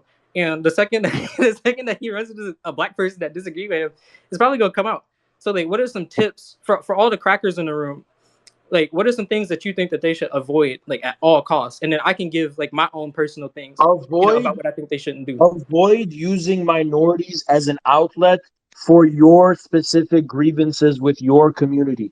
Just because you've been wronged by your own community and you've been thrown in the locker and you've been getting a wedgie and you're being flushed down the toilet, getting a swirly or whatever the fuck happened to you, don't act like that puts you in solidarity with black people or Latinos or other ethnic minorities, because that just means you're the loser of the white community. They don't want losers in their community, I would guess. They want to make deals with the winners that benefits them.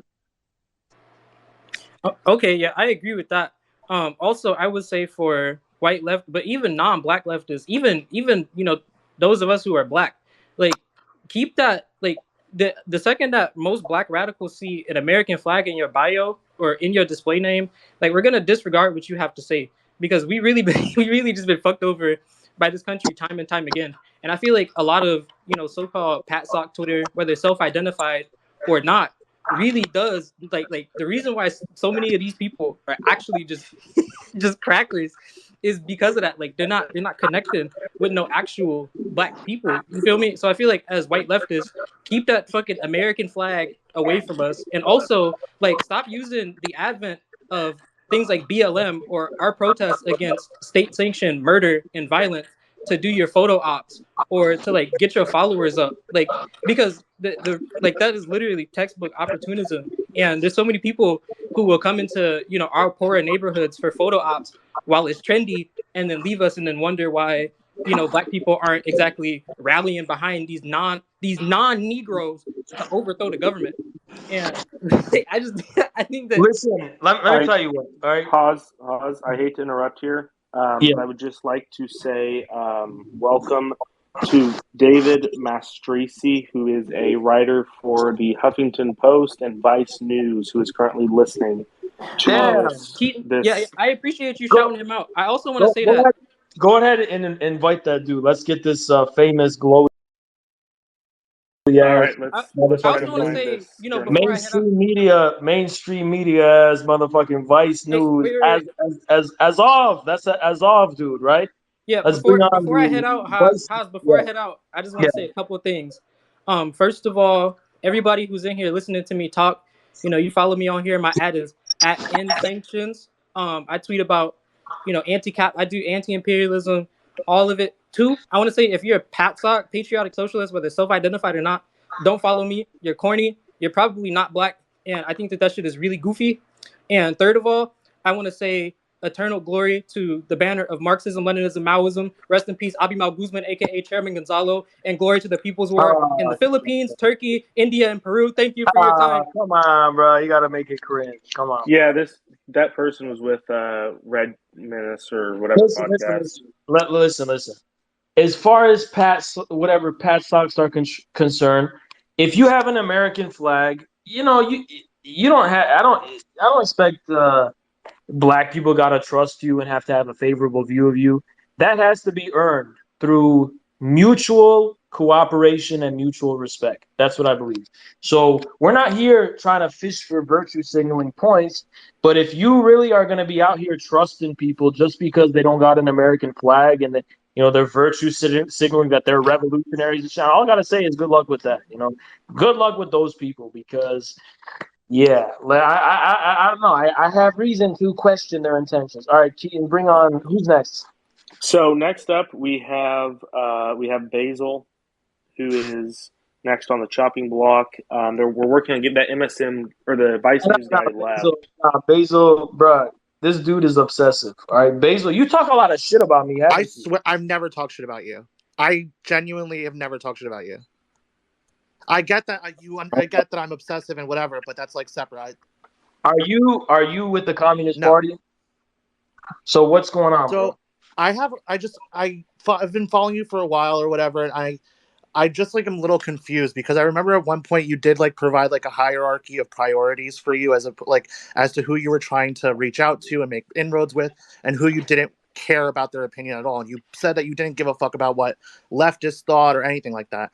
So the thing that I'm obsessive with, I've only learned over the past year how effective it is in separating, making the distinction between friends and enemies and who is a leftist.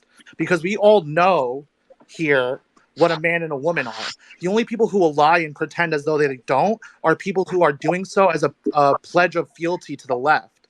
So earlier in this space, you were kind of using the terms of these people and kind of engaging on their rhetorical like playing field, and I just Basil, listen, I don't know if you ever talk shit about me. I really don't want to roast you, but why are you so obsessed with that one topic? Because I see the utility in it of distinguishing between friends and enemies.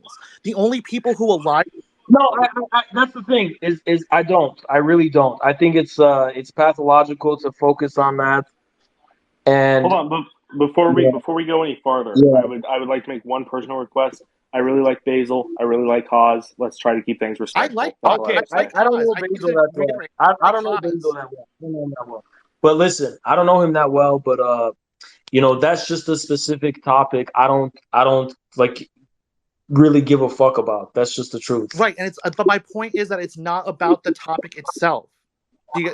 It's about the litmus test. The people who are but that's not true. But that litmus test isn't true because there are people from that community or whatever you want to call it that have been very supportive of me and have been very supportive of infrared and that cause. So that's not a useful litmus test to me. Well, my response to that would be is that you've been hamstrung in many respects based on the platforms that you've been on in how you can. That's not true. No, that's not true. I've always had my perspective on this, and to be honest, it's not really something I dwell on or think about all that much. But I am one of those people who's like, yeah, the neo pronouns are cringe.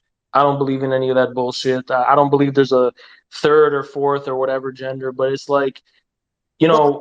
When it comes to like how people are presenting themselves, I just like, why would you make a big deal out of? I don't care how individuals present themselves. The litmus test basically comes down to the question of, like, for example, a very easy way that you could apply it is to ask an individual and say, should a man who says that they are a woman be housed in a woman's prison? It gets to the crux of whether you believe that this type of idealism should be integrated into laws and institutions. And it shows where a person's priorities are in terms of their political goals. So, for example, I Yeah, always but that's not. See, that's something I stay away from because I just don't know. I mean, yeah, common sense. It sounds fucked up, but it's like it's not for me to focus on. That's not something I focus on. I really don't give No, I don't expect anyone else to be as monomaniacal as I've been over the past year on this question. I understand it makes you look autistic and crazy and whatever, but my point is that there is utility there in that question of whether you're willing to prioritize this type of regressive idealism over the material gains of working class people in this country. So people who will disavow you. Listen. I believe in respect, and I believe in respect. You understand? It's as simple as that. I don't think it's got to be complicated any longer than that. I'm not a gender theorist. I'm not. That's not my cup That's of the tea. thing. Nobody is. No normal person is. Listen, bro. I'm a Marxist Leninist in the age of multipolarity and the post-COVID world. I'm on that Putin grind. You understand? No, I I'm get. not on that. I'm on that macro shit. I'm not on that micro shit. I'm not on that fucking small itty bitty. I don't give a fuck about shit. I care about geopolitics. And that's why I never pressed the. I care about working class movements. I care about populism. I care about the truckers in Canada. These are things I care about. I don't care about this small dumbass issues. I don't give a fuck about bathrooms or any of that shit. And that's why I never pressed the issue with you and why I don't talk shit. But I've been trying over the past year to highlight the utility of this question in distinguishing friends and enemies, and that's been my whole point. And I really hope that I really am serious when I say I have never talked shit about you. I've always actually shouted you out positively and said, my bad. I saw your profile picture, and are you with the Amy Teresa crowd? Because they talk shit about me. Those people. They talk shit about you. Yes, they do. Yeah. So that's probably why. Are you with that crowd, or what's going on with that? I don't have a crowd really. All right. Well, my bad if I falsely accused you, but I get it. Like I have a very abrasive presence online, and I get how that precedes any type of interaction I have with people. But no, we got a hell of a lot of fucking damn. How many? Look at all these blue check journalists in this bitch. Like, how did the Communist Party? Damn, that's how infiltrated they are. That's how fucking much they're embedded with the establishment. Like, what the fuck is going on? We're gonna go ahead and move on to our next speaker. Because Basil, thank you for the time. I appreciate it. Yeah, for sure. Our next speaker. First off, I'd like to say we are at 1,400 listeners, so we're doing pretty great.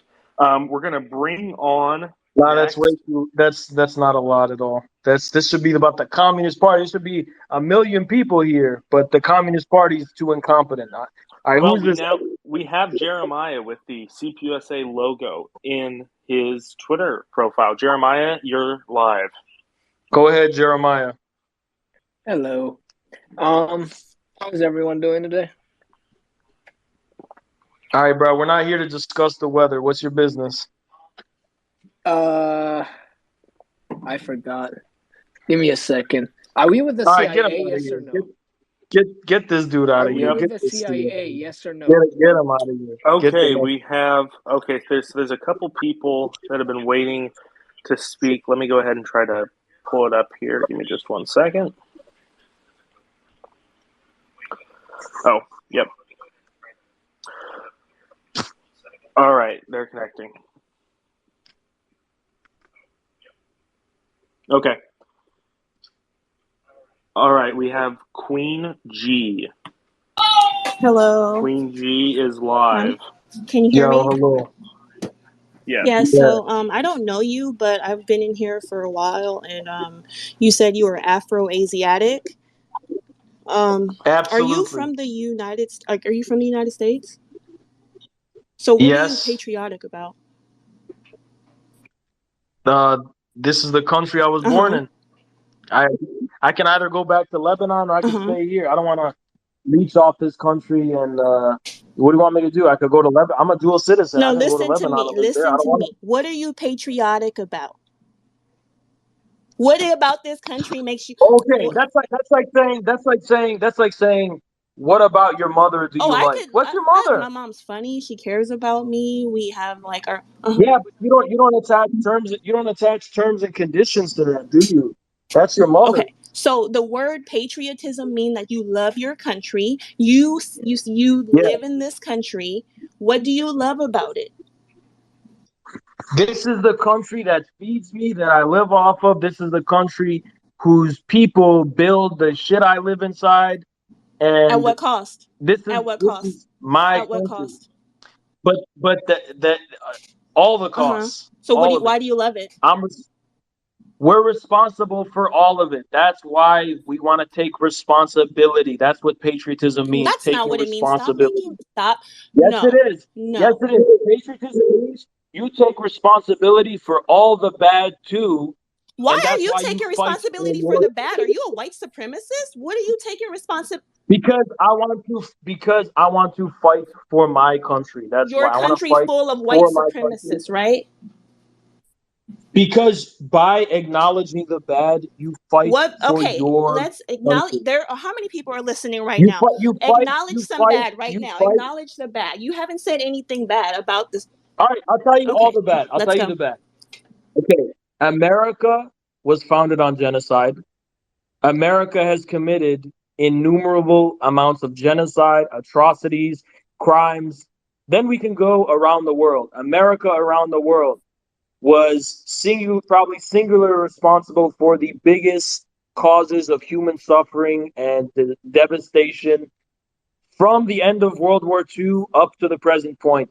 The singular sole center of American unipolar global imperialism, parasitism, underdevelopment of whole peoples, annihilation of whole people's way of life, economic terror. I mean, you go through the list, you name it, all of it.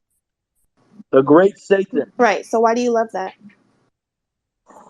Because despite all of that, this is still a country with its own people who has unfinished business with the government that supposedly represents us. Right. Okay. I understand that. The reason why I have a problem with what you're saying.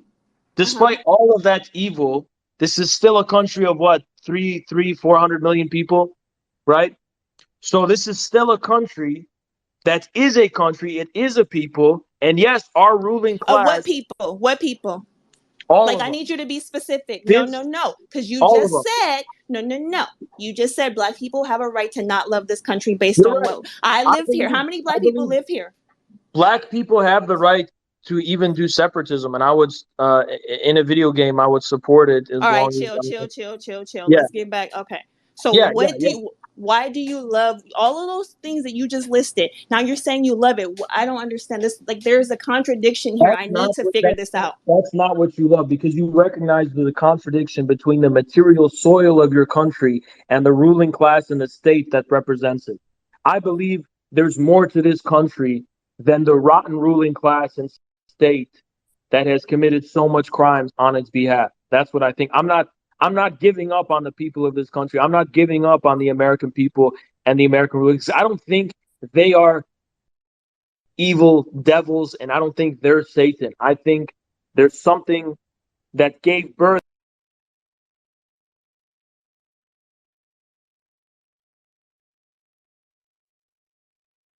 What?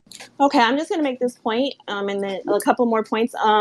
You are separating the country from the people, and that's why that's why what you're saying is not really making sense. No, the people of this country committed genocide, and they're still doing it. I'm separating the country from the ruling class.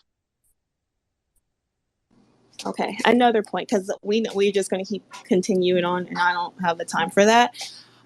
One more thing. What would Mao say about you defiling yourself to call other people that you do not know fat and crazy and insane and a prostitute? What do you think Mao would say about that?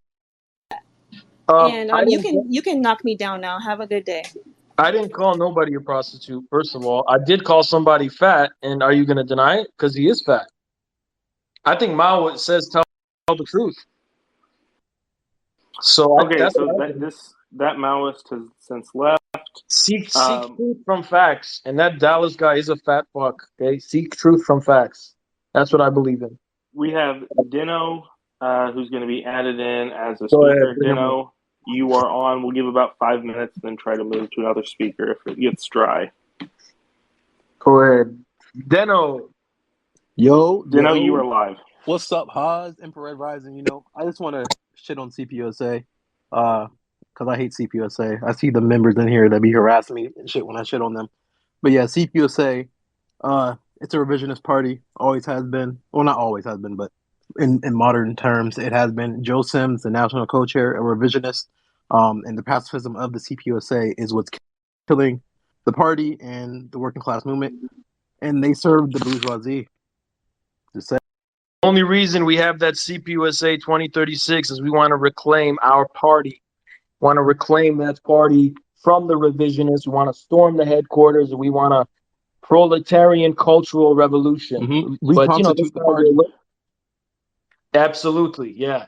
But we don't. I don't agree with the Maoists, but I agree with Mao and Mao Zedong thoughts. That's interesting. So there you go. All right. We're going to go ahead and move on. We have Dylan, one of CPI's very own members, who is next up on the chopping block, who was at our conference in Austin. Dylan is currently connecting. Give him just a second here. Hey, guys. Dylan, you're live. Yes, sir. Yes, sir. How's it going, Keaton? How's it going, Haas? I just wanted to say that to truly, I think, understand this whole patriotism issue. The essence of this, I think, just from what I've been hearing from Haas, is really that you got to understand that there is a world that comes before you, right? You are born into a world. You are born into a country with all sorts of structures and traditions and customs and that sort of thing that come before you. And so these, what you are born into is you. It is yourself, right? Your country is part of you. And so to even have an understanding of yourself personally, you also have to have like a deep connection to your soil, to your roots, to your basis, to your being, right? And you have to have a deep love and, like I said, a primary connection to that. I agree. Absolutely. Dylan, I want to thank you for coming on. We're going to try to keep this moving because we got a lot of speakers and it's getting late. Thanks for coming Absolutely. on, man. Take care now. Okay, next up we have Haz. Do you have any specific people you want to have on, or do you want me to just Let's go through bring the list? focus on the hostility because we got a lot of beef to squash. You know what I mean? We can't just be having friendly conversations and shit. So we gotta deal with the beef. You know. Okay, so this person we're bringing on has, I think, shit talked both of us. Haz. We are Zolo Lacan. Nah, what the hell is this, man? No. Okay, I don't shit talk either of you. I'm actually a huge fan, both of you guys. I'm pretty sure you're banned from the. Yes, I am, because I refuse to compromise on my values of having an anime profile picture. That's exactly the fucking point. So that's the thing. What are you here to This is a disagreement we have, and that's okay. We don't have to agree on we can't be having that anime profile picture shit in our Discord. I'm sorry. No, it's not the profile picture. How old are you? I am 29. You're 29 years old, and you got a 29 years old. You got a cartoon picture of bro. That's creepy. Come on, what are you doing? I've had this for years, and I ran a YouTube Marxist anime channel. That's weird. I don't fuck with that. That's weird. That is weird, but it is my reality. All right, do you want me to bring someone else on? We gotta move on because we're not dealing with this issue tonight. Okay, let's see someone who. Oh, this person's been hostile. Let's add this individual as it's called. Okay. Hi. This isn't. I don't actually want to directly speak to Haz. I can't lie because people have said too much. This is actually to Keaton. I can't lie because I've been waiting to speak to you for a minute. I have a question. How can you spread transphobia and homophobia while literally looking like a fucking twink? Like, it literally doesn't make sense to me how you guys spread all this shit. You guys are pathetic little American patriots. You guys are. Has you need to shut up. Oh, bro. Maybe we all listen. Maybe we should listen to the Beatles on Tuesday. I know our food should taste like we're living through the war. white and American, I don't even have to insult you. Like, that's all you need to hear. And listen to debates That's all. And you know, all the other British heroes. You know, we don't have any food whatsoever. Care, you But are a I'm pathetic English. I'm an piece of English. shit. You look like a twink. You look like a twink, and this is.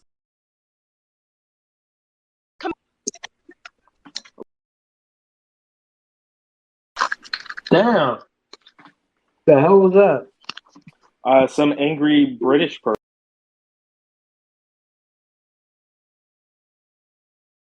Right. Is a union and community organizer, writer, filmmaker, write on women and imperialism. I think people can do that. But anyways, hi everyone. I was actually in union negotiations the whole time, so I missed a lot of this conversation. First thing I want to say though is that to that Basil person, for someone who is so obsessed with transsexuals, you have probably one of the weakest voices I've ever heard on a man who claims to care so much about traditional definitions of sex and male and female, and that just comes off as like fucking weird to me. And I think or maybe deepen your voice. If you need lessons, I could help you with that.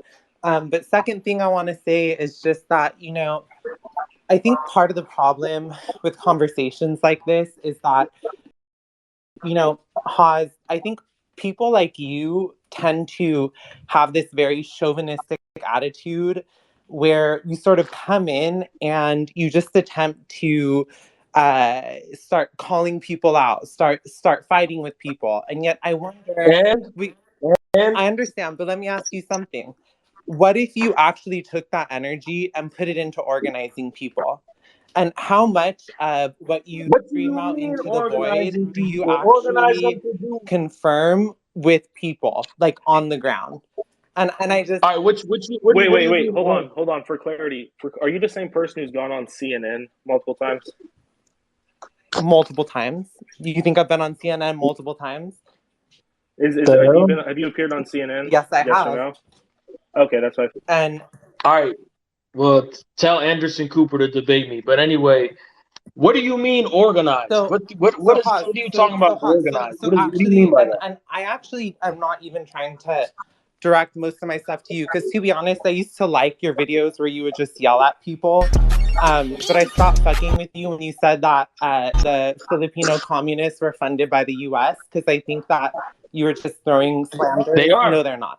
There's absolutely no evidence by that. But anyways, I didn't really want to come on here to speak to you directly, but just to everyone else in this space, just to say that like all this shit on Twitter is pretty unimportant, and your energy would be much better spent on the ground, actually organizing people into struggle.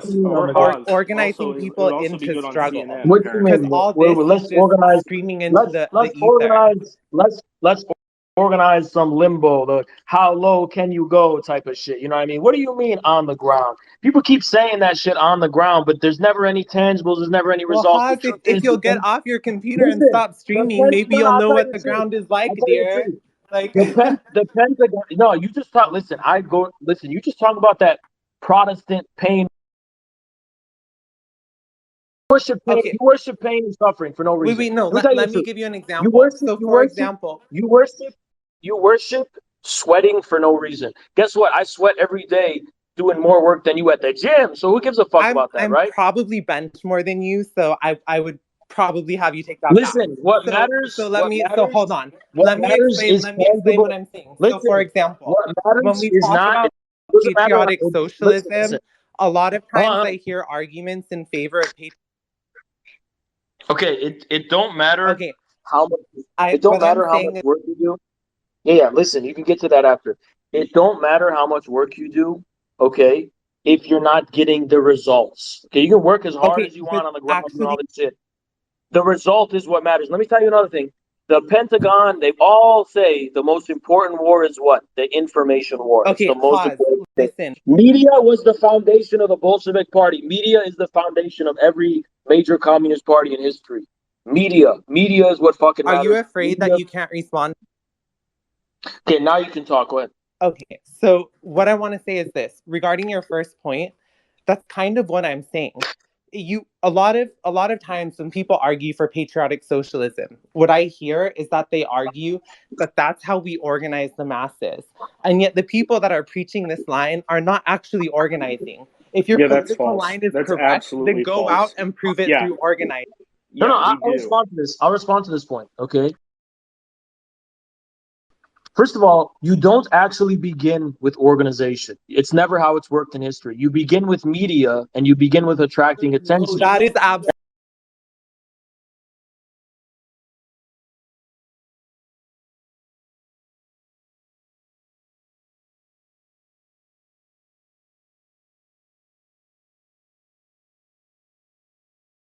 Hold on. And then that's hold on. Absolutely false. No.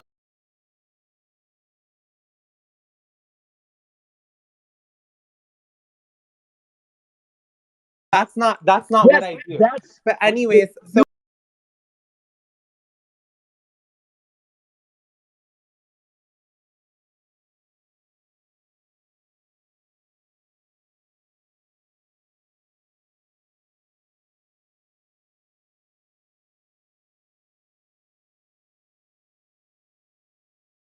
okay, what you mean? No. Were competent in actually doing media, you would be able to reach so much more people to be an impetus to be able to actually organize. Okay, so people, you're not talking about organization. You're talking about agitation.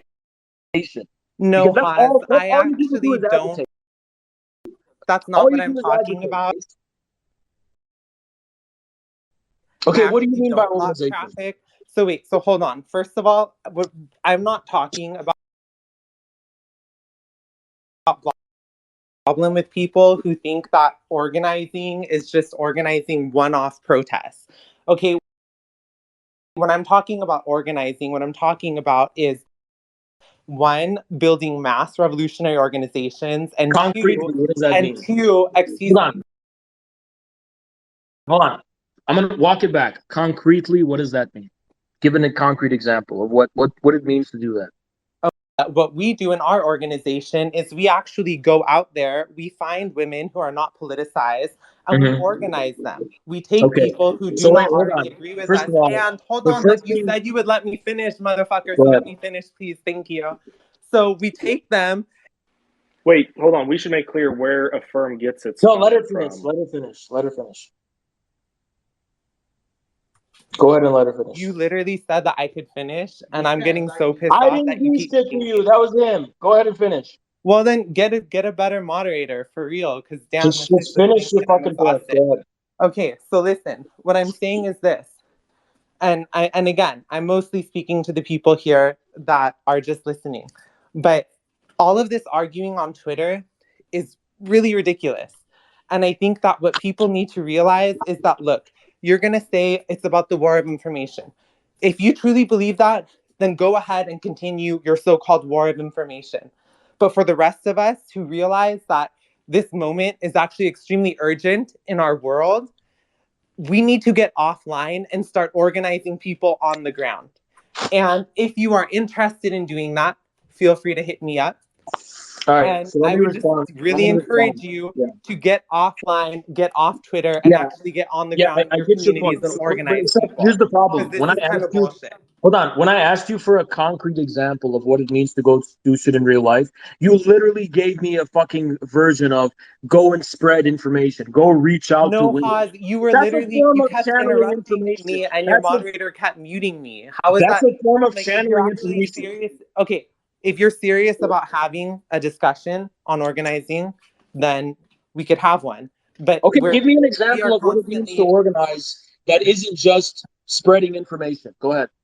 Okay, so first of all, the idea that organizing is simply spreading information is a real misunderstanding. Okay, give me an example. Okay, hold on, Haz. If you want to have a conversation, it's not going to be like on your show where people just scream at each other. Like, you actually need to let someone finish. Okay, like, I let you finish. Asking you for an answer to the question. Yes, and I'm trying to give you the answer. But I have to tell you something.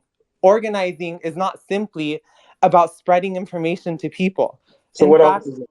the first thing about organizing, the first thing you learn as an organizer is it's actually about listening. And I think that it's actually incredibly important to understand that. Because, How and are this you goes back, and organizing this, hold people? on, and let me finish. And this goes back to what I'm saying about my issue with a lot of the people who preach this patriotic socialist line, which is that you talk about how this is what we need to organize the masses of people in the US. And yet for people who do not organize and who therefore do not actually have their ear on the ground in terms of what people actually care about, I think that you're very disconnected from what people care about. And therefore the political line that you are pushing is disconnected from the masses. And that is my issue. Organizing is not just spreading information. The first step of organizing is actually gathering information. But if you're not on the ground talking to people who don't already agree with you, then you will have really no idea what you're talking about, regardless of how many books you read or how So what much you told money me you is that quote. you've told me that organizing is not just disseminating information, it's also collecting data. And that's actually what you said is Well, collect data, right? it's not, So I wouldn't so call it wait, hold data. on, And hold then on. it's also So hold actually on, recruiting wait, people Let into me finish. struggle. I literally let you ramble on for 10 minutes and let me finish now because That was your not 10 voice. minutes. Yeah, let me finish now, okay? You said it's about collecting data. That means you have to somehow prove that you're in touch with the masses in such a way that you're going to be able to connect with them. But again, the primary focus of that is disseminating information. The information you're disseminating has to evince the quality of having the same common sense as the masses. Okay, sure, maybe that does have something to do with having some real world experiencing and knowing what people like. But guess what? That is all an arm of media. That is what media does. Focus groups on media go and they see what do people. And by the way, actually, it's not even necessarily true that direct experience on the ground is the form of how you're directing, collecting data through experience. Actually, most of the time, how it works is that being able to set trends and vibes and understand memes and understand how to connect to thousands and thousands of people is really just about being in touch, not in as far as particular on the ground experiences are concerned, because that's all vague LARPy shit, right? But with more holistic understandings of what is going on in world history, what is going on with the new era, what's the new trend, what's the new vibe, what's the new era, in a more universal sense than just fucking, running around on the street doing Chaz or whatever the fuck you're Wait, talking about. Haas, number one, I'm not an anarchist, and so don't compare me to Chaz. I'm actually a union organizer. And number two, you're telling me that on the ground organizing is LARPy, but you're talking about vibes and memes. I would really encourage you to think twice about that. Yeah, because I'm not the Like one. vibes and memes, really? Listen, I asked you for an example of what does organization mean concretely, and all you said is going to women and listening to them and then No, reaching out to them. okay, look, if you're So what being does it mean? honest and not disingenuous, you know that's not the whole of what I'm saying. Okay, so What give me a concrete example you of organization. I'm a guy who yells in the camera, and then you're saying I should actually go outside and talk to someone. So should I just yell at someone, two people in person, or should I yell at 1,000 people every night? let me ask you something. If you're not actually building up revolutionary organization, then what are you doing beyond All right, building so up your own Marx, brand? Engels, and Lenin. If you're not building a Listen, revolutionary organization, what are you doing beyond building sure. your Okay. own So brand you and just said a following? specific. You just said a sentence. Building revolutionary organization. Marx, Engels, Lenin, Stalin, Mao. They all call this phase monger. You're saying something devoid of substance. What does that mean concretely? Building a What I'm revolutionary. asking you We is if all want to you are listen. not building an Escalante. We organization, all want to what are build. you building besides your own brand? Can We you tell all want me? to build a quote unquote revolutionary organization. So But what what are does you that mean building concretely? besides a brand? All right. Besides a following and a brand? What are you Yeah. building Well. beyond yourself Okay, all you have to as an do is ask. individual? Hold on, all you have to do is ask, what's your game plan, Oz? Well, here's my game plan. I have told my followers to flood the CPUSA and reform the CPUSA and turn it into a good organization. Because right now the CPUSA denounced me, so I can't join it and go fix it up. So they have to go join, conceal their views, so they can get in a position of power to open the gates, and then we'll go from there with the C. I believe in the CPUSA. That's what I believe in. I don't believe in creating any new organization from scratch. I believe in the historical institution of the Communist Party as the premier political party of the American working class. Wait, so you That's what I mean. seriously think that you are going to direct your online following of YouTube viewers to take over an organization and then become the vanguard party that will end the American imperialism and bring about socialism? You truly believe that? Yeah. Okay, well, anyone who seriously is serious about organizing, about building mass organizations, and about taking power, you could nice phrases. Nice phrases. Hit up What does my that organization mean? Affirm. What does that mean? That's a nice phrase. What does it mean? What do you which part? I think this is what it means. I think you're gonna go. I think this is what it means. I think this is what it means. You're gonna go with 15 of your fucking friends and sit in a fucking circle and snap your fingers while you jack yourselves off, and you're gonna call the organization because you've actually expended your own time of getting off your ass and sitting in a fucking circle on the grass somewhere, and you're gonna go ahead and call that fucking organization. That's not organization. That's just putting yourself through pain and fucking work to make it feel like you accomplished something when you didn't accomplish shit whatsoever. My plan may not be perfect, but it's better than whatever vague shit you're talking about of just what? Going with a group of people in your local community. What is a fucking local community in the age of the internet anyway, by the way? That doesn't even make any fucking sense, right? But the local community so disconnected from reality. You are so disconnected from reality that nobody should listen to you for political guidance. Esperanza, in any community you've ever implanted yourself in your life, you are disconnected from the grand majority of people. You can't relate to anybody in real life. You LARP and gave all these fucking phrases of being on the ground and being a real life organizer. That's just a fucking digital fantasy. You are literally LARPing. It's like Second Life. In Second Life, you're going and pretending to be a real person. You have no involvement in the real world whatsoever. You're not connected to the masses in any tangible fucking way. And yes, how would you define the masses, Haas? How would you define the masses? Jake Paul has more connection to the masses than you ever will in your whole fucking life. Jake Paul does. How does that feel? You are a deeply unserious person who has no idea what you're talking about. Jake Paul has more connection to the masses than you can ever dream of ever having in your whole life. Haas, I honestly, anyone who takes you seriously is truly a fool. You can keep saying that. Like you literally are telling someone. Nobody gives a fuck about your vegan co-op. No one gives a fuck about your vegan co-op and your activist co-op, whatever the fuck you think you're doing on the ground, real work. It's all. I actually am not into co-ops or veganism. So why don't you give me you're literally discouraging people from building organization in their workplaces and neighborhoods, and you're instead encouraging them to organize on Fortnite. Like Shut the fuck up. I'm not encouraging anybody to organize on Fortnite. I'm asking you to give me a concrete example of organization I can recommend my followers to do, because I already have a plan with the CPUSA. So what do you want me to tell my fucking followers to do? Give me concrete examples of things I should be telling people to do. Let me tell you what to tell your followers what to do. Yeah, go ahead. Number 1, unfollow you. Number 2, actually speak to people that have a fucking idea about what they're talking about, because what you're doing, right? Listen, what you're encouraging people to do. You're Jake Paul. You're literally Jake Paul. This is your answer. Haas, I just want to steal your clout. Unfollow Haas and follow me instead. Shut the fuck up. You're literally a digital. No, I actually don't. I don't need your followers to follow me. Shut the fuck up. You're no different than me. I'm just a more successful version of what you want to be. That's the fucking truth. It's actually, Haas, it's not about me or you as individuals, and that's what I'm trying to unfollow Haas, which is that you are literally only about building a brand for yourself. You are only about building a brand for yourself. You are a deeply unserious person. Okay. You are a deeply unserious person, and you have no idea what you're talking about. And if you had any sense, you would look.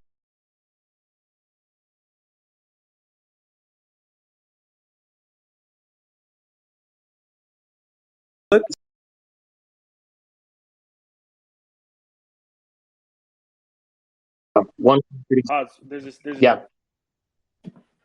CPUSA person who wants to join. Do you want to move on to that? Okay, hold on. Esperanza, can you we'll We'll bring him on in 1 second. Esperanza, give me one example of a revolutionary on the ground doing real things. Just give me one example.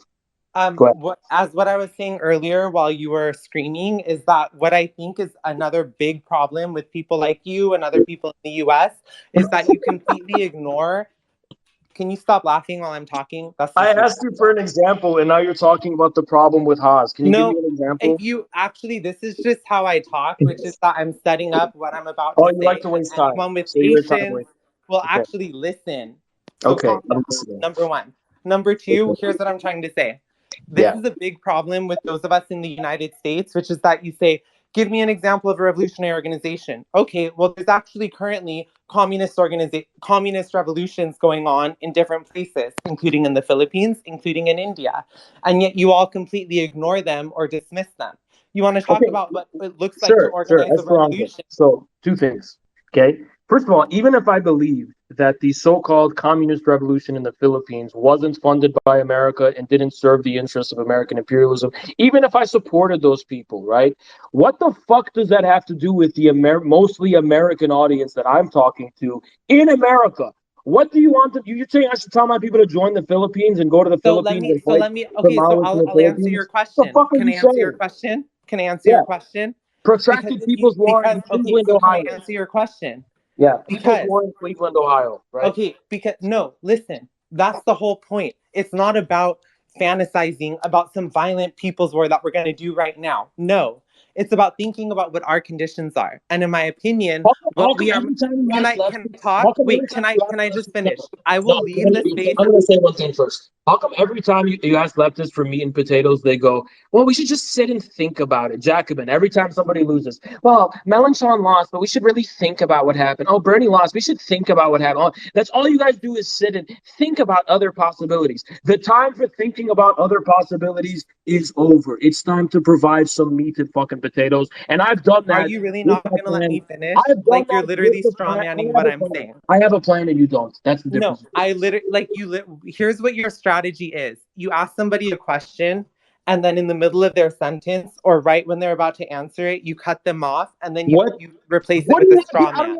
Don't tell me what people should think about. What should people fucking do from the Philippines? This is literally what I'm about to tell you, but you continuously interrupt me and literally misrepresent my argument. Because you know I'm an impatient. Here's what I'm saying. No, you know I'm an impatient man, so just spit it out, please. Just spit it out. Let me answer this, and then I will leave the space, and you could go on to the next speaker. Okay? Okay. Thank you. So listen. You mentioned, we're going to have a people's war in Ohio or whatever. No, I think that's silly to talk about right now. But what I do think we should be thinking about is how we build mass organizations. As contradictions in the US intensify, we are going to need... Okay, you keep laughing, but listen. As contradictions in the US intensify, we are going to need mass organizations that are organized and structured. And until we build those mass organizations. I want all those things. Okay, I want all those things. Now what? What does that mean concretely? A mass organization. How do you do that concretely? Give me a tangible response, please. Okay, don't tell me when we talk about mass organizations. So listen. So do it. Okay, are you going to fucking listen, Haas? Like, can you mute yourself? Can you mute yourself so you could listen? Okay. Listen, I'm gonna give you one last chance to answer this. Okay, I'm gonna unmute myself, and I just want a clear answer. How do you? I want you to mute yourself. I'm gonna unmute you and ask the simple question, and I want a simple answer. Right? How do you build a mass organization as you say we should do? How do you do it? Let me tell you. Let me explain it to you. Now mute yourself so that you don't interrupt me because I know you have a problem. Mute yourself so you don't. I'm serious. Mute yourself so you don't. You're not gonna order me around. Sorry. Go ahead. Well, if you you have no leverage. I need you to commit to not interrupting me. Are you going to interrupt me or not? If you answer me, I won't interrupt you. Go ahead. I'm going to answer you, but you need to have the patience for me to finish. Do I have that? Please.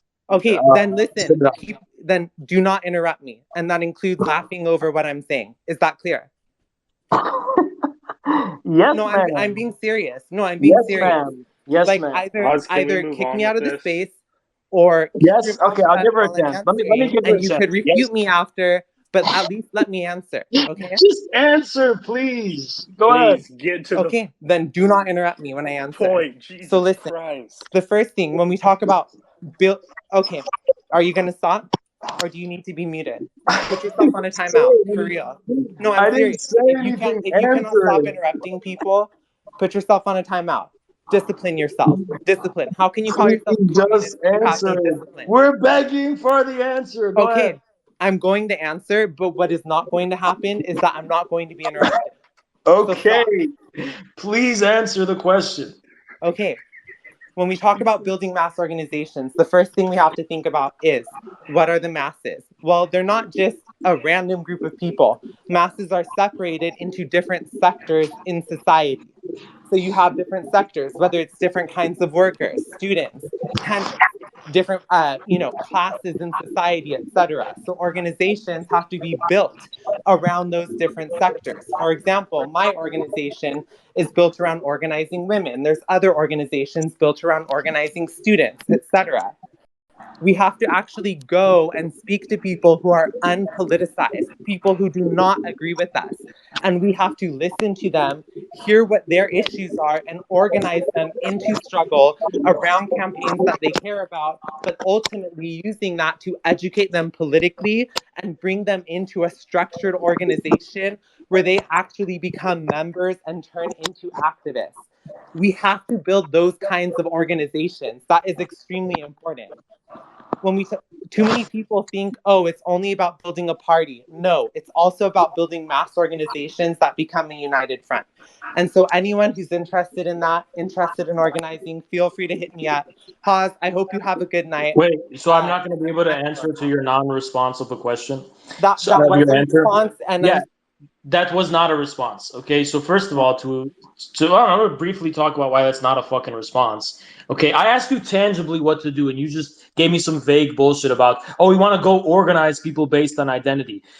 That's not more specific. I said, you want to go organize people. How do you do that? Well, we go organize women. That's just as much of a non-answer as organize people, because the point is, how do you do it? Are you literally talking about going knocking on doors in your neighborhood? Like, what are you talking about tangibly? And finally, even if we took your fucking strategy at face value, no, that is not how you build a fucking mass movement, because that's how you build a closed movement that doesn't have that kind of mass aspect of, like, some people are somewhat sympathetic, some people are somewhat. That's how you, like, slowly try and get attention from people, and then slowly initiate them into an organization. Sure, that's not what a mass organization means. A mass organization isn't just like a bunch of people who have committed to some organization. A mass organization is an organization that's able to kind of direct masses, some of whom are not really spending a lot of their time thinking about you or focusing on your organization,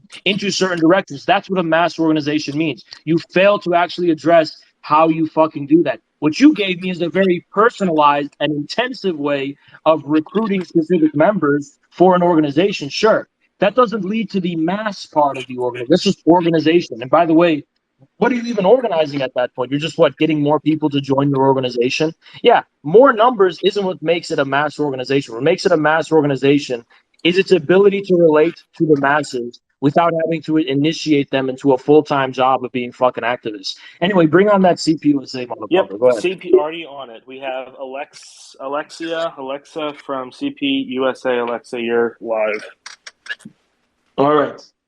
Hi. So I just wanted to start off by saying that I don't know who Haz is. I just came across this on my timeline. But I'm super glad that you're confined to these online spaces, because it means that you get to be confined in your egoism, in your toxic masculinity, in your chauvinism, and this is but we're in your exactly where party, you so belong. And no, let me finish speaking, because I'm still speaking. All the people who have called your bullshit out are all women of fucking color. Have you fucking noticed that all the people that have fucking called you out on your bullshit are women I'm of an color? Afro-Asiatic. I'm an Afro-Asiatic male. I'm an Afro-Asiatic male. I don't give a fuck. I'm an Afro-Asiatic male, and I'm not appreciating that disrespect. I don't give a fuck. And don't mute me. If you're gonna put me on, then let me speak. If you're what chapter are you in? Then let me speak.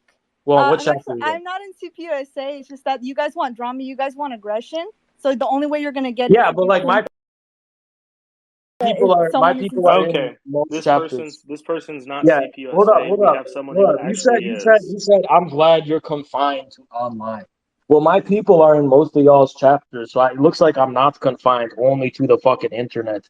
By the way, motherfucker, what does that even mean, confined to the? What do you want me to do? You want me to literally be in your physical presence like an omnipotent fucking god? Like, do you think? I mean, I'm not comparing myself to them because I'm nowhere at that level, but like, do you think like a major communist leader was literally physically present? I've ever heard. That's like saying Lenin is confined to a pen and paper. That's just stupid, right? Yeah, I'm gonna be confined to the fucking form of media I use to communicate with people. By the way, I'm not a fucking communist leader. I'm just some fucking guy who yells on the fucking internet, right? But this is a stupid point to bring up anyway, right? Anyway, bring on, who's the next person we got? We have Armani, who is, I believe, a CPUSA member. Armani, you are live.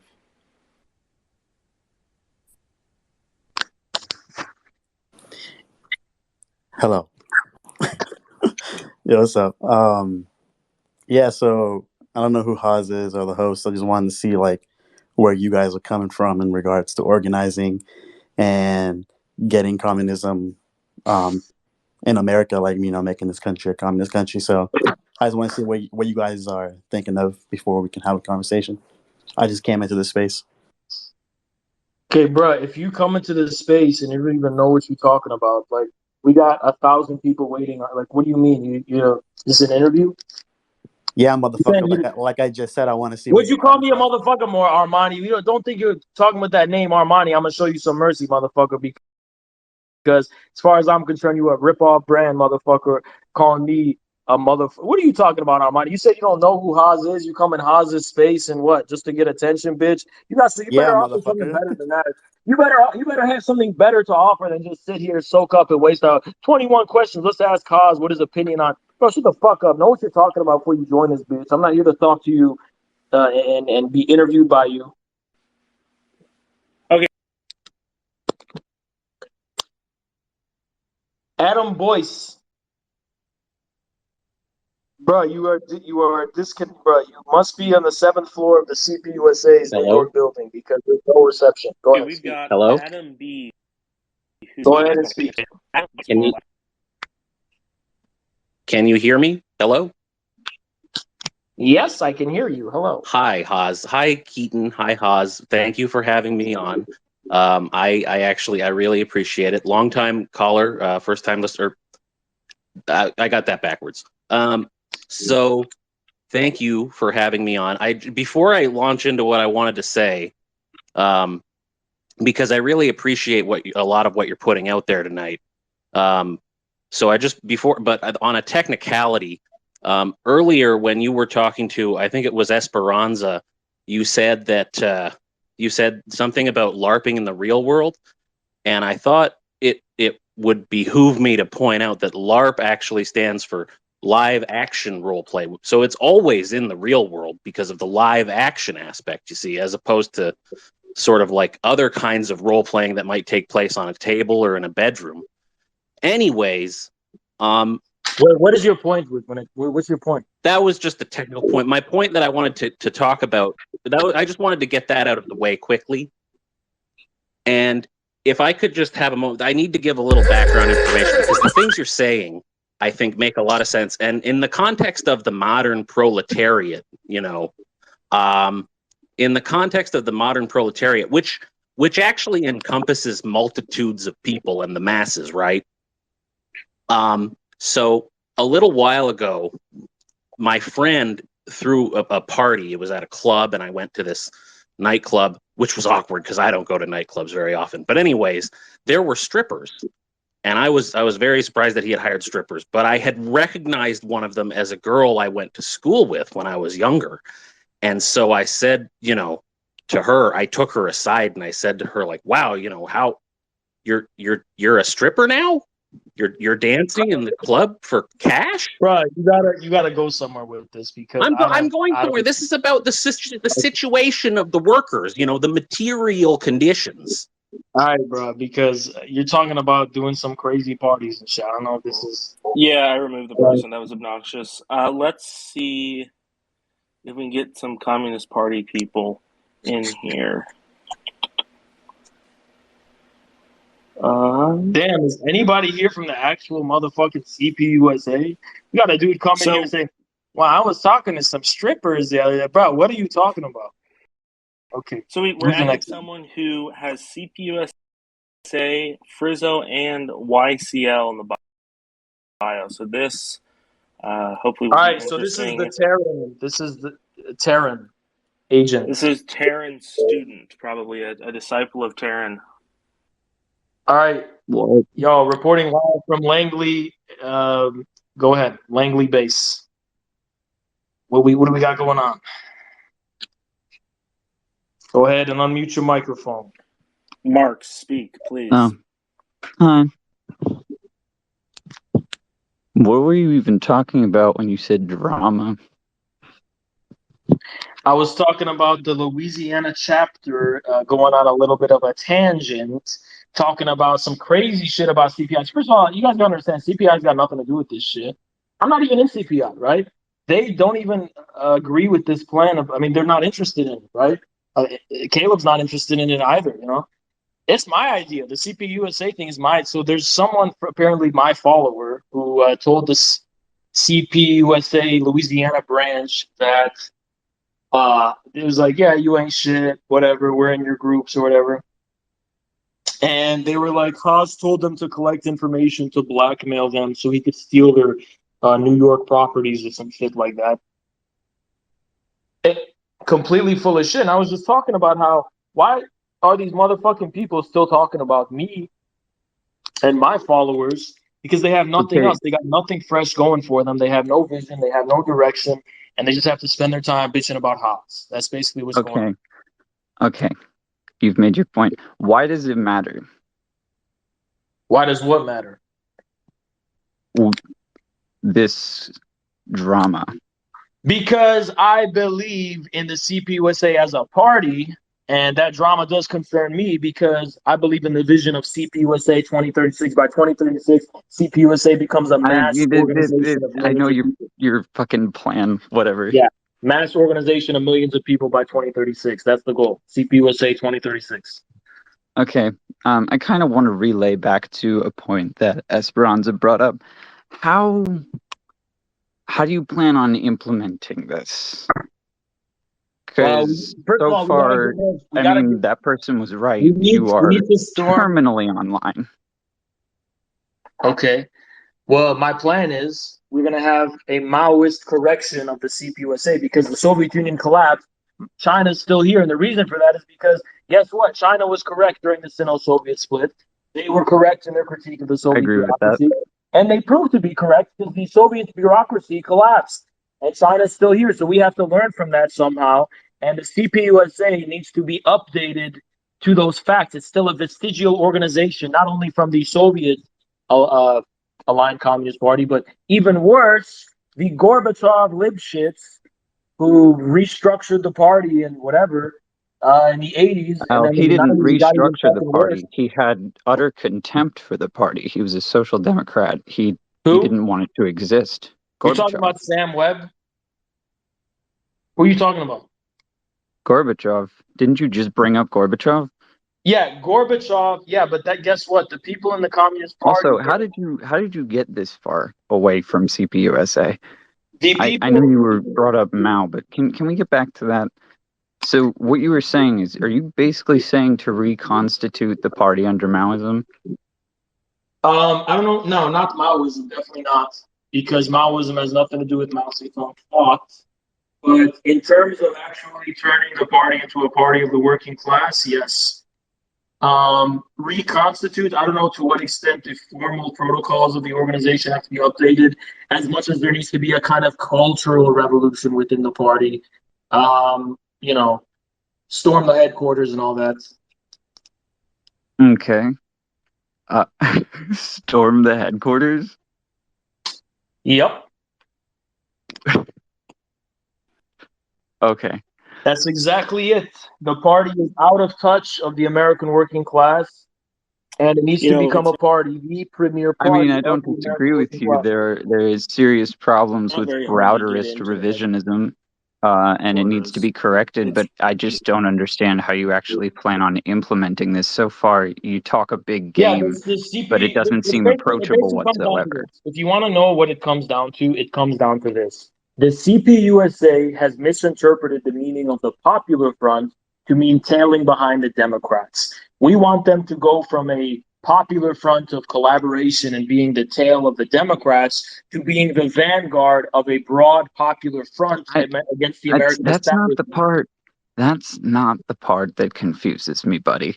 I don't know who the fuck you are, buddy, so don't tell me about what your confusions are or not. You're asking me what my position is, and I'm laying. Bro, you need to stop being so mean to people when they want to talk to you. Anyone has a mild criticism of your attitude. Don't be stepping on my attitude, motherfucker. I keep it real, and I'm not one of those fake snakes y'all have on the left. Oh, I'm friendly with you, and then you backstab each other behind the scenes. I'm upfront and real with you. Right here it is and how it is. So there you go. So go ahead, say your piece. There's being real, and then there's just being nasty. Like, there is a threshold, and I believe you have it, and I just don't understand why you don't consistently use it. I don't give a fuck. You critiquing my personality, that's fine. What are you gonna do? What are we gonna do? Fuck, whatever. Anyway. Hold on, we've got someone way more important here listening. Go ahead, bring him on. Yeah, it's a writer with, give me 1 second here, David Levitt. We're going to invite him to speak. I never heard of that guy in my life. He's an award-winning multimedia journalist with CBS, AXS, Yahoo, Examiner, etc., etc. So these are the motherfuckers that got me banned from Twitch. These journalists. David, go ahead, why don't you go ahead and accept that request? Let's hear you defend yourself. Oh wait, he didn't request himself? I don't think he wants to come on.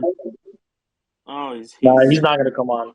These journalists, all they do is they just kind of speculate behind the scenes, and they just snake you while nobody's looking. They're kind of like rats, you know what I mean? These journalists, they're kind of like rodents. They scurry around and they just collect and gather information. Like, they would go collect information. They said, oh, Hans, in February 25th, he had a banner that said Vladimir Putin is good. Putin is good, bitch. I'm on that Putin energy 24/7. By the way, you don't have to be a little snake. You could talk to my chat and wanted to debate me about it, bitch. But anyway, bring on who's next? Who do we bring on next of importance? I'm trying to look through here. There's not many people that seem to. Oh, hold on.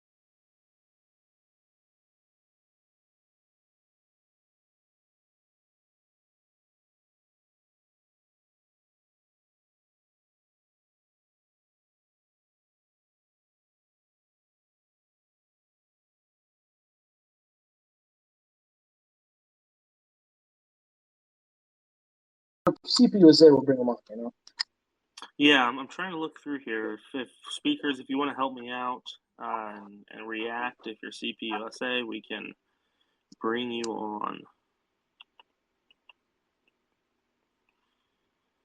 Yeah. Okay, let's see. Okay, looks like we have perhaps a CPUSA member by the name of Shiki. Let me set the Twitter name. Shiki is currently connecting. Once that happens, we'll go ahead and begin. You are live. Go ahead, unmute yourself. All right, we got this horse. Yeah, period. I'm a horse. I just wanted to because I'm kind of confused, because you guys keep making this point divorcing the ruling class of America from the workers and the people who actually went out and committed war crimes. I don't understand what the ideological value of that is when we still have people who are sex tourists going to Vietnam and Bangkok and raping women, and we have people in America who have killed Black people and haven't been held accountable for that. Yeah, I think actually they call us American whatever, but I think you have a very American individualist perspective. So from an individualist perspective, the sin is just the individuals not being good enough. I think all of those things ultimately come from a problem at the collective social core and not necessarily dealing with it as an individual. I mean, yeah, obviously you should penalize people that do fucked up shit, sure, but where does the corruption come from? Does it come from their individual flaws, or does it come from an issue that is ultimately going to be social and more collective in nature? And, you know, as a Marxist, I don't really subscribe to that individualistic kind of view of things. So there you go. I mean, like, yeah, to an extent, most people are inundated with hatred, but like, I wouldn't say the average person who's taught to be racist is a Klan member who hangs people, or the average misogynist is somebody who rapes women and assaults. Yeah, but you got to ask, those excesses are more common than they otherwise would be if it was just one-off cases. So you have to ask, where does that corruption come from? And my view is that you can't address that corruption just at the individual I'm level. not saying You got to just at go the end to of. I understand that you're addressing the ruling class, but dividing yeah. that as if the I think ruling the class. ruling class's arrangement is the source of the corruption. That's really the source of the most of the Right, corruption but we're dealing they're with. Like, for example, like, I'll give you a concrete example. You mentioned sex tourism in Thailand and elsewhere, right? So I'll give you a concrete example of why this comes from our ruling class ultimately, because our ruling class has been interested in a international economic position of underdeveloping these other countries and preventing them to ever be able to rise to a level of kind of basic, you know, economic sovereignty and industrialization, all that kind of shit. So what ends up happening is that these countries become extremely underdeveloped and poor, which leads to a lot of desperation, which then in turn allows these sick fucks from our country to go and take advantage of them. So here you have an international system that which our ruling class is at the top of, and which our ruling class has benefited from as the people enforcing it and implementing and drafting all the policies that lead to it, leading to the exact phenomena you're describing, right? Right, but like what I'm describing is that there's also individuals who have a vested economic interest in making sure that that stays the way that it is. Like, all right, but I don't think those individuals are the majority. I think the majority of individuals are facing a lot of debt, facing a lot of uncertainty in their future. They're kind of being left behind by the ruling class, which isn't planning on taking them with them. And already, you know, with this inflation, I mean, we're starting to become a culture of telling our people to get used to getting poorer and getting used to making all these sacrifices and shit, because ultimately the ruling class is planning on leaving the American people behind. And that's just the truth. So if the American people want a better deal, then they're going to have to abandon this ruling class. And the way you do that is part of that is a geopolitics based on international mutual win-win cooperation, which is actually the Chinese model. Not a zero-sum game, but win-win cooperation where we help other countries develop and they help us in certain ways, and we come to deals, you know, just like China does. So that's the way forward. Okay, that is great. How's you want to move on to our next guest? Okay. Okay, next up, let's see. This isn't the actual libs of TikTok. No, it's not. Damn, it's the All right, libs of TikTok. Okay. Let's All right, add bring this on. person in. By the way, shout out Prism, free Prism, Elon Musk, free Prism. Yo, you hear me, bro? And by the way, Prism has returned. You can follow him at RTSG_Prism_. He has returned to Twitter, so go ahead and give our good friend Prism a follow. All right. I do not read or speak Arabic, so but you guessed you are live. Yo, Haz, what what do you consider an American? Huh? What do you consider an American? What does American mean? Somebody who's part of this country. But wouldn't you say that America is or to be American is a colonial identity?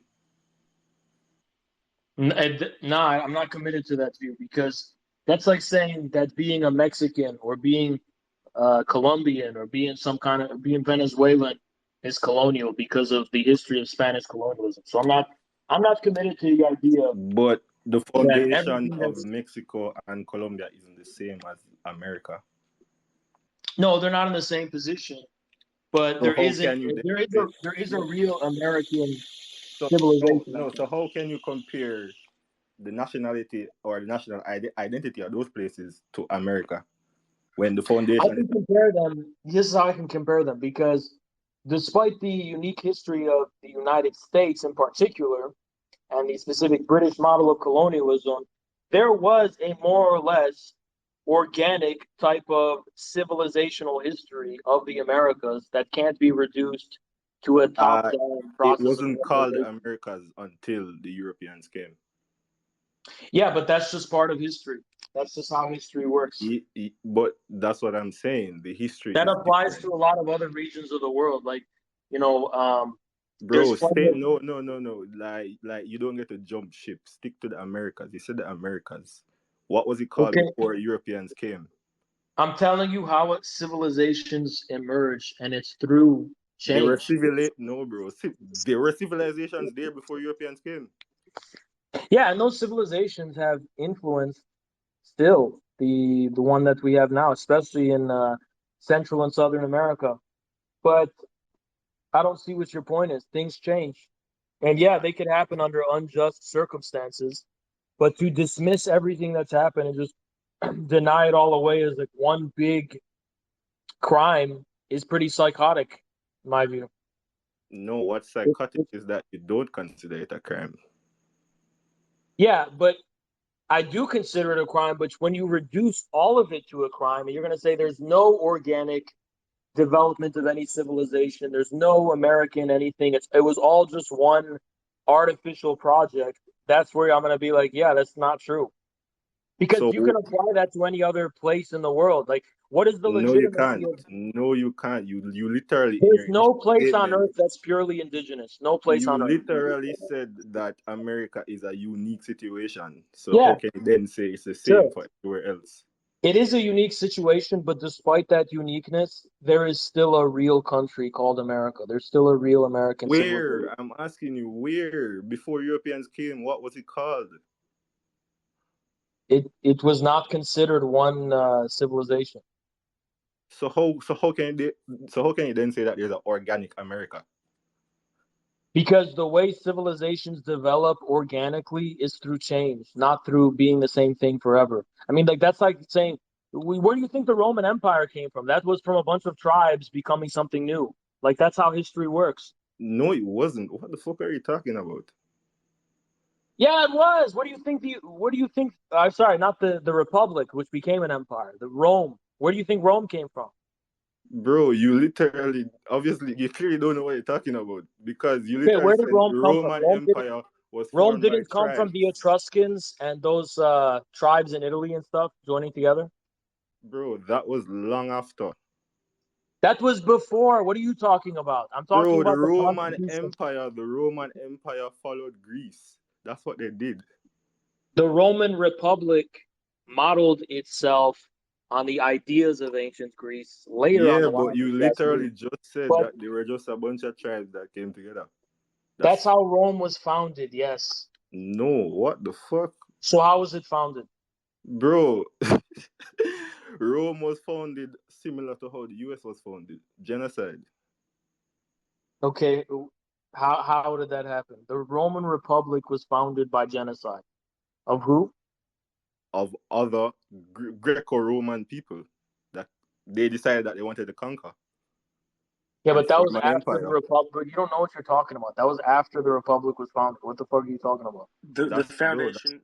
Hold on, no. The foundation of Rome was a result of the Latin tribes working with the Carthaginians and other tribes in Sicily, northern Italy, and then of course the tip of Africa, that were trying to destroy Carthage the is the tip of Romans. Africa. Carthage is the tip of Africa. I'm fully aware where Carthage was.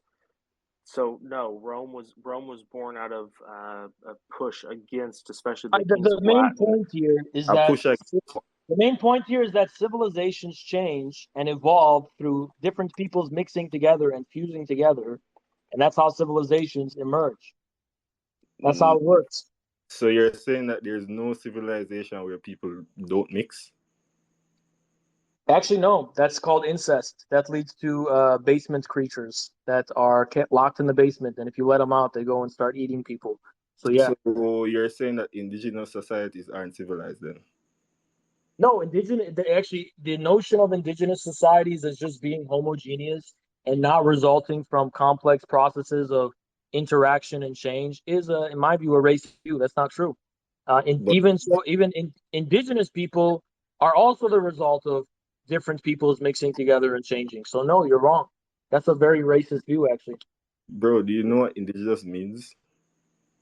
Yeah, I think you have a kind of like noble savage idea of indigenous people as like the blue people from Avatar, where they're like these pure, forest Aryans that have always been unchanging and they've been there forever and there's never been any change or history or evolution at all. And frankly, I think that's a pretty racist view, to be honest. How is that a racist view when the word indigenous literally means native to the All land? right, you know what? We can debate about whether America's a legitimate civilization or not, but let's get to the point. What do you think should be done based on your conclusion? What should I think should be done about what? America? Yeah. Burn it down. Okay, how are you going to do that?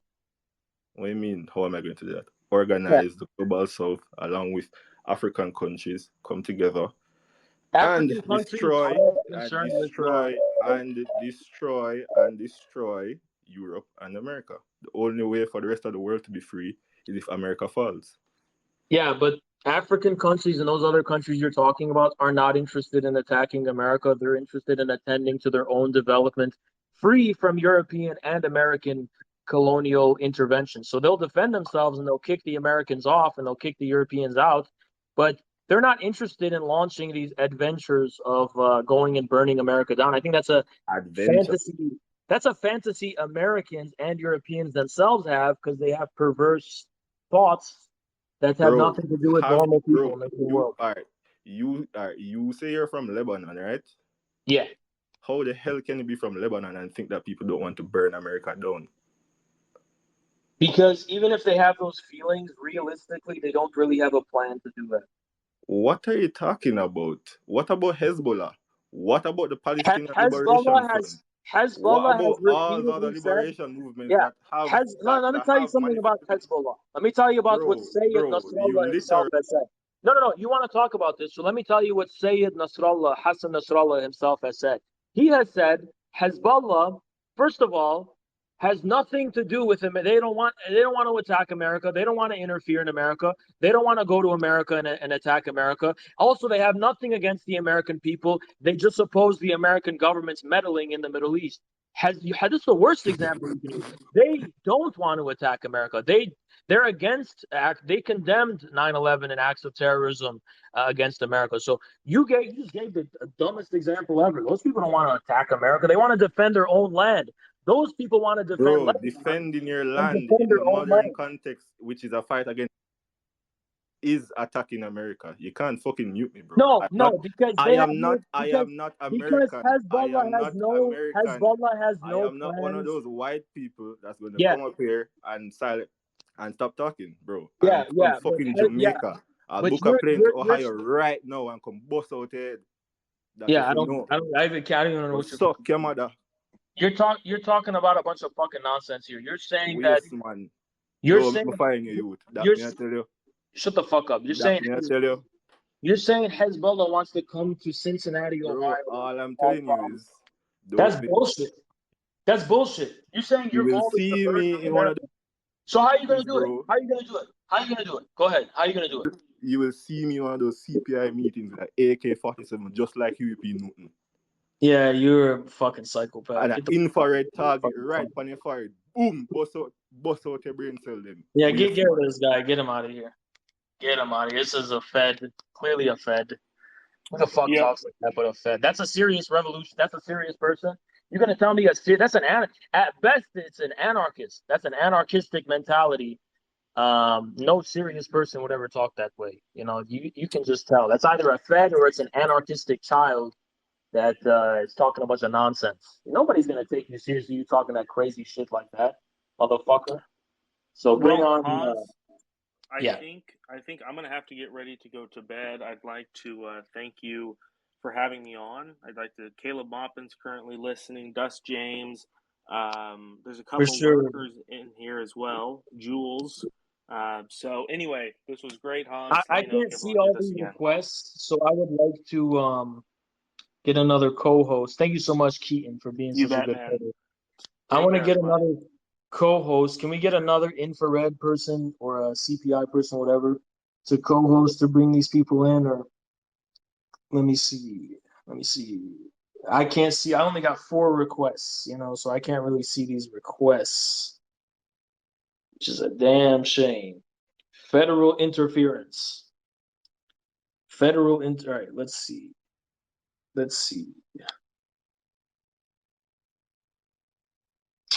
All right, I'm just gonna bring in the people that I can see requesting. So we got this Savo. We're gonna add them as a speaker. So go ahead, state your business, Savo.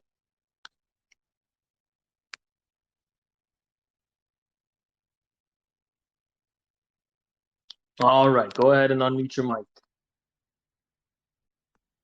Hello? Yep, you're on. All right, so what's good? All right. So a lot of people have come on here, said a bunch of shit, right? I'm always seeing you around Twitter and stuff, and and so listen, a lot of the people you have all these disagreements with and all this shit about organizing, about what patriotism and all this shit, like in the end of the day, the criticisms you make of these people are like a lot of, at least for me, it looks like a lot of the same shit that you're kind of doing. Like you're saying like that chick that was on earlier, right? You were saying she's just making this small group of doing her own thing and stuff. To me, it seems like your group is just like making fun of people, yelling at people, and doing whatever on your own thing. It's not anything different at all. Okay. It's all but the difference is that we're growing pretty big compared to them. So that's a big difference. Okay. All right. So I could imagine, like, let's say 5 years from now, you might have like 50K followers or something. You think you're gonna 5 years from now? I got 50K in 5 years. I mean, check again. Go ahead, keep going. There's a limit to the amount of people the type of shit you're saying appeals to. Like, I don't think so. If I'm a Marxist Leninist, I don't believe there's a limit. I think there's so much potential for this. It's unlimited potential. That's what I believe. Marxism, Leninism has mass appeal, and it definitely could. You're appealing to just like a focus group, the type of people that like to listen to the type of shit you say, that like to listen. Yeah, I think my style resonates with more people than yours. All right, like I don't think I'm that too different. Like I'm not saying like, oh, you're. Yeah, but what I'm saying is that, yeah, you're right. I'm just one personality. Not everybody resonates with my personality. But there's also a lot of people who can see through the personality and take the meat and potatoes from it, who also have different personalities from me. And I inspire those people to do their own thing. And that's how you do it. You get all sorts of personalities for all sorts of different people for a common unifying vision of reinvigorating Marxism, Leninism in the age of multipolarity. So I don't see what you're trying to say. Like, okay, Haas, you're a finite person. You just had that guy from Jamaica on, and he's got certainly I'm sure he's a communist too. Like he is. No, that's either a federal infiltrator or an anarchist at best. That's a guy who threatened to shoot up someone's meeting. That's not a serious person whatsoever. Too. What's that? You've said all sorts of shit like that too. Like, hell no, I haven't. I have never said anything like that. Said it was in a video I've never. Or something. Okay, I've never said any shit like that ever. I've never said any crazy shit. That's absolutely fucking crazy. The only people who say that shit are government agents. He was saying he was just talking shit. Anyways, he was talking some shit that a federal infiltrator would say. Definitely. He was just talking shit to you because you pissed him off. But anyways, what I'm saying is that, like, yeah, I understand the type of shit you're trying to say. Like, I live in Texas. Everyone I know, I got no Texan as fuck people, and I know people who would definitely prefer the type of shit you're saying to like some like trans person or some other like that. But like the majority of those kind of people, they think communists are morons. Like they think you're naive and they think it's a joke. Like there's a limit to the amount of people like. I don't blame them. I don't blame them based on the people that they talk to. I really don't blame them. But I just think whenever I talk to those people and show them through it my lens, they seem to be a lot more sympathetic to the communism thing. So I think I think no one's to blame for that but communists themselves. Like, have you ever managed to like convince like some older like white like maybe Southern type person that like Xi Jinping is actually good? Like you're getting people to believe that? Not Southerner because I don't live in the South, but yes, I have. Yeah. Well, shit. I can't say that I completely believe you, but shit, like yeah, it's not hard when you show them that. It's not hard when you translate it into language that they actually understand, and the way in which Xi is fighting the deep state and he's fighting the global agenda by the global capitalist class. It's not really hard to illustrate that whatsoever. It's just so-called communists feel like using very exclusionary language that most people don't even know what the fuck you're talking about.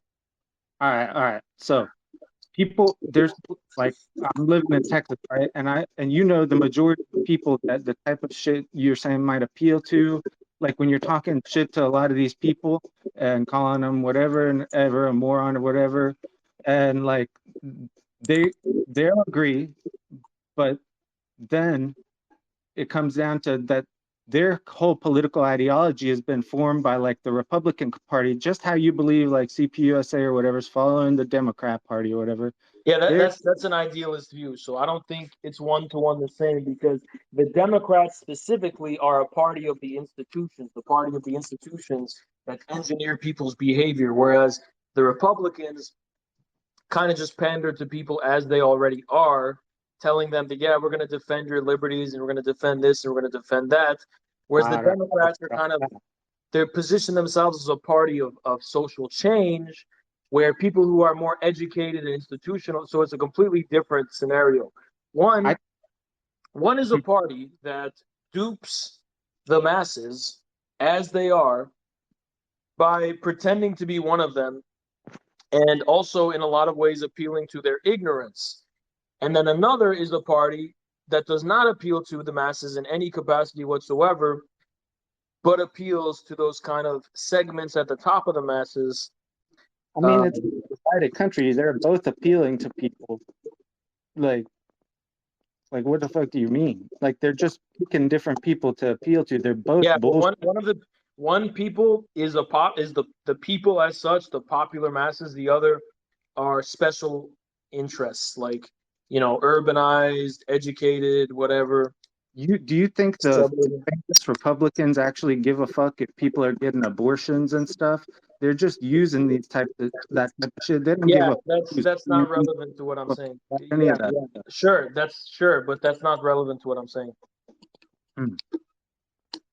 I don't know. To me, it just seems like you've picked a different group, like that it's the same shit, but you've chosen to believe that it's something different. Like you were asking that girl what's organizing, what's all that.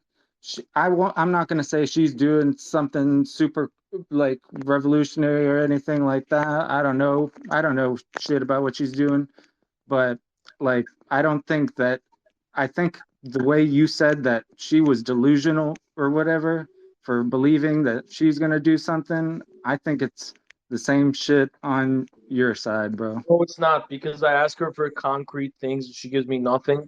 And when you ask me for something concrete, I can give something to you. As concrete as you're gonna take over the CPUSA and specifically listeners of mine who agree with my perspective and who just vaguely agree that we are Marxist-Leninists, we are communists, we believe in the Communist Party, for reasons I've talked about extensively already. But if you want to boil it down, it's basically that you have to have the discipline of believing in the historical Communist Party. I think a lot of the problems with the American left is they're all splinters from the Communist Party. I think that time of splinters and factions is over. We got to reunify the Communist Party, whatever. Just so anyway, some shit just appeal into so those people will join the Communist Party who has already. So first I told them to join the party. Then the party decided to denounce me. So I said, join the party and practice taqiyya and, conceal your allegiance to infrared in order so that you can rise through the ranks and then basically open the party up. Can you not see though how like you can go in here talking about being a patriotic socialist with all this shit, people are fucking communists out here, and then you start talking about a patriot. Listen, I don't know why you keep bringing up the patriotic. I don't know why you keep bringing up the patriotism. That's not relevant. That's not even a discussion. All Marxist-Leninist parties and states in history have been patriotic. It's not even a discussion. That's not the main issue even. The main issue isn't even patriotism, it's populism. It's not even about patriotism in particular. It's about a specific way in which leftists or communists or socialists view the relationship between institutions and masses, right? Because they have an idealist view.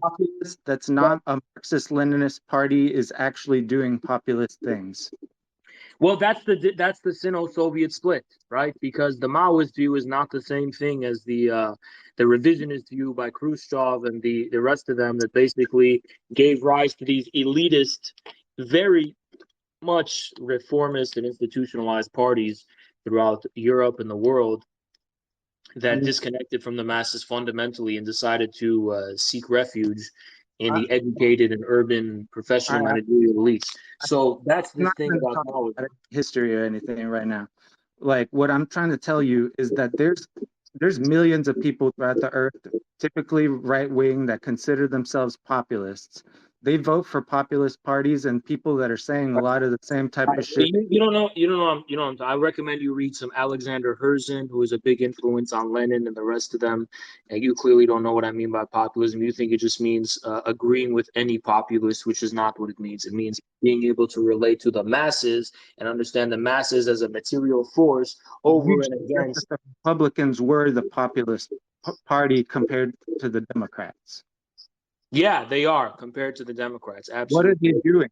What is the populism? All that means is that they are able to direct the people's raw and authentic frustrations with institutions.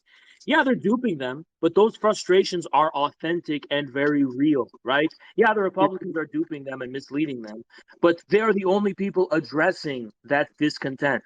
Right? Leftists are calling them all fascists, calling them all this, calling them all that. Like a Bernie Sanders type shit too? Bernie was a complete failure, but I guess, in 2016 or 2015, I guess he was about that angle to some extent. But I agree that he was a failure, but like with all these Republicans and shit. Yeah, Bernie was getting a lot of the people that, had discontent as well. And not just the young people. So that was a thing. But anyway, we're going to bring on the next person because... All right. Peace. Yeah. Okay. So I have 138 people requesting to speak, and I can only see 2 of them, right? So I need a co-host. Let me see who I can bring on as a co-host that I could see viewing this shit right now. Let me see. We got 844 other listeners. Only the top 500 can be shown. Clearly see the problem with that. I'm going to bring on Talon. So Talon, I'm going to invite you to co-host. You don't have to talk, but if you could bring people in, that would be really helpful. So I invited All right. So, Talon, I invited you to be a co-host. See if we can get this going. In the meantime, we got Mash DP. So let's add them as a speaker. What's going on, Mash DP?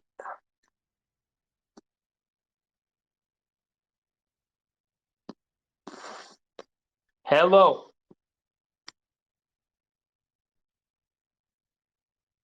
All right, let's get him out of here. This dude clearly has got some microphone issues. So, Talon, bring on the people you find most interesting. You know, I'm gonna trust your judgment. You know, preferably the bigger accounts. Blue check marks are especially what we're looking for here. Hostile people, you know, people who got beef with me, who've got a problem, basically. Bro, I think they blocked me too because I'm only seeing one request. Damn. Yeah, they block all of us, huh? Okay. They're scared. Okay. So we're gonna bring on Shitbrain, and I hope I don't regret this because this is the only person requesting that I could see. So Shitbrain, what is your specific problem you got going on besides the fact that you apparently a Shitbrain? I'm gonna Ezra. Maybe Ezra could see. Invite the co-host. All right. So Shitbrain reviews. They have taken back their quests. So Ezra, you don't have to speak, but I just need people who can see like the requests because there's like 100 requests. Right, can you hear me? And I can only. Hello? Yeah, Shitbrain. Yeah, hello. Sorry, there's an echo. I'm in the bathroom right now, hiding so I can speak. Right. So, I think I don't know if you saw my DM while I was trying to get on, but I'm a Russian citizen and I consider myself a leftist. And I just want to know why exactly, because I don't really know a lot of your content. I kind of see you on social media sometimes. Why exactly do you like Putin so much? Why do I like Putin? Because right now he is the symbol of Russian sovereignty and the Russian world, and he's getting all the flack for Russia. And what the hell is that music? That's the music in the bathroom. I don't know how to turn that off. Here, I can turn off my headphones. Maybe that'll help. All right, can you hear me now? I say Putin is good because people who attack Putin, they're just using it as an excuse to attack the Russian people as a whole. And I say he's good. I defend Putin because he's a symbol of Russia and the Russian people. Yeah, it's pretty much. I mean, people are using him to attack the Russian people. Sure, some of them, but he's not really a symbol of us. He's a symbol of the old world of the oligarchs. He doesn't represent us normal people at all. Yeah, I mean, but he does he is the official leader of Russia on the international stage. You know, if you want to ask me, I do like Zayuganov better, whatever, but he is the leader of Russia right now. Well, I mean, he's the leader of Russia, but how can you say that he's the leader of the people if he is pretty much unelected at this point? You know, we haven't had a fair election for him in who fuck knows how long. He's been the president my whole life, and I never voted for the Yeah, fucker. but somehow I just doubt that that's the case. I don't really think the elections are rigged. I just don't. I mean, I don't know how to like tell you with concrete evidence that they are. I don't have the evidence either, but I can just tell you that from living again in Moscow my entire life that he is not a popular person among regular people here. Yeah, but even if that's true, like Moscow really isn't Russia. It's like the most liberal part of Russia. So Okay, all right. Well, what do you consider a real part of Russia then? like not just Moscow. I think that's like the most urbanized liberal place in Russia. Even in Moscow, I think the majority of people are behind Putin, especially right now. Um, it's just that like you are probably going to find the most anti-Putin sentiment. Well, probably not the most, but a big amount of it probably is going to be in places like Moscow. You know, because it's the most liberal and globalized part of I Russia. don't think you have to be liberal or globalized to just realize that he's not really a good person for not only the people in Moscow, but the rest of, real Russia, if you want to call it that, like, let's say, But any I other don't country. think those people. I don't think I don't think those.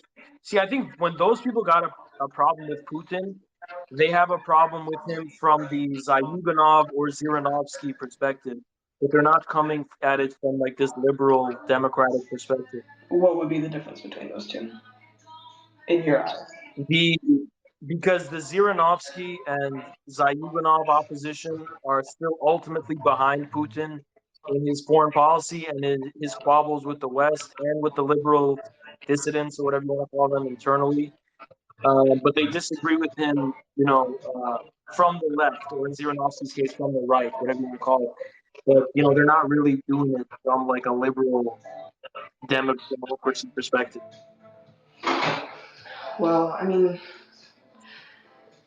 it's kind of hard to, or not, it's not hard, I'm not gonna be all like moral about it. It's just weird, to hear people outside of the country who really, like, how much do you know about what's been going on in Russia for you to support Putin, over the last, let's say, 20 years that he's been in office? How deep are you in this? Because it seems very let me surface tell level. you the truth. You see Putin as the world leader. That's what you see Yeah, him as, only the world leader. because I'm an American and my country's government and media is attacking Putin, so I'm defending Putin. I'm not in Russia and I'm not speaking on internal Russian politics. I'm speaking on the geopolitics. So it's as simple as that. I mean, you're speaking on geopolitics from, again, a very American perspective, and it kind of say, you've always kind of railed on. Yeah, because I'm an American. Yeah, you're right. It's an American perspective because I am literally an American living in America. And my country's government and media is attacking Putin unjustly. And you can say whatever Putin's problem you want, but the way that my country's government and my country's media is attacking him is based on a bunch of bullshit. So to that extent, Putin is good. Now, internally within Russia, you can have a problem with Putin from the communist perspective, whatever. That's legitimate. But I look at the Communist Party and what they're saying, and they're behind Putin. Oh, no! I'm not Well, here to defend the Communist Party at all. Listen to me. All the parties here are just as corrupt as Putin. There's not really any good politics in Russia left. But it's I just. don't know what to tell you because I am a communist. I'm a capital C communist, and the Communist Party of the Russian Federation is going to be the most authoritative voice in Russia as far as I'm concerned. I mean, it's just, you say you're an American and that you support Russia from the stance that America's kind of shitting all over him, and so you're gonna support Putin. But that just kind of seems like, you're being very surface level about it. You don't really care about what he actually does. It's just you're being contrarian to what your government's telling you. No, I'm not. I'm positively defending the way Putin is defending Russia and Russian interests against my government's imperialism against Russia and NATO's imperialism against Russia. So you can say whatever you want about Putin. Outside of that, I don't really care. That's the extent of the significance to me. I can say whatever I want about Putin, yeah, because he doesn't really represent the Russian people like you say he does. But okay, you know what? All right, let me give you earnest advice. Then you can go to Russia and make your peace in Russia. I am in I'm an Russia. American. I am in Russia, buddy. Okay, you can be in Russia and you can do what you want in Russia and whatever, and good luck with the Russian people and convincing them whatever you want to convince them. I am not in Russia. I'm not here to meddle in Russia's affairs, and I have nothing to do with internal Russian politics because I'm not Russian, right? So if you think Putin, don't come and convince me Putin's bad because Putin's the leader of Russia. Go and convince your fellow people that he's bad. I don't think they agree with you from the Oh no, looks of they it, do, but if they I'm do, wrong, they then do. all right. Well, if they do agree with you, then I guess I will be proven wrong when Putin gets overthrown this year. So okay. Inshallah. Okay. All right. Okay, and that was a useless conversation. All right, we got two in the queue that I can see: Voidborn and Pesto Mime. So I'll bring in Voidborn. No, wait. We need hostile people. They all blocked me. They all blocked me. All right, I'm gonna make Voidburn a co-host. Then I can't even see him. I know. I cannot even see him right now. But let me see. Voidborn, where's he at? Yeah, I can't see him. I'm gonna make him a co-host, and I make Pesto Mime a co-host as well, so that they can add people.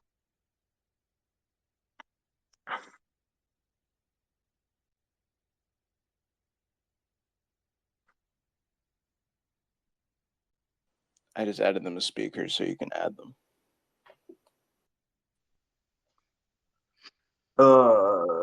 Okay. So Voidburn, I'm gonna add you as a co-host, and I'm gonna add Pesto Mime as a co-host.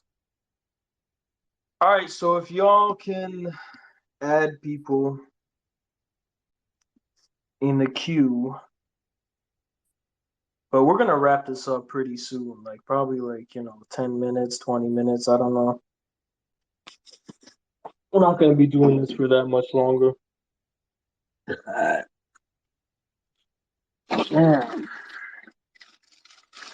right, so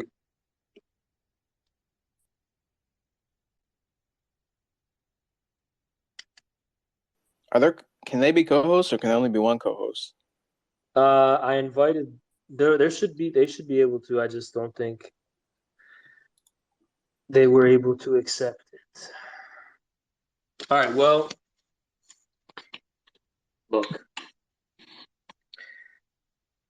we're gonna have to go ahead and give some closing remarks because it is getting late. So I'm gonna give the closing remarks. The CPUSA has fallen off. I'm trying to revive the party, and I'm single-handedly responsible for new interest in the party.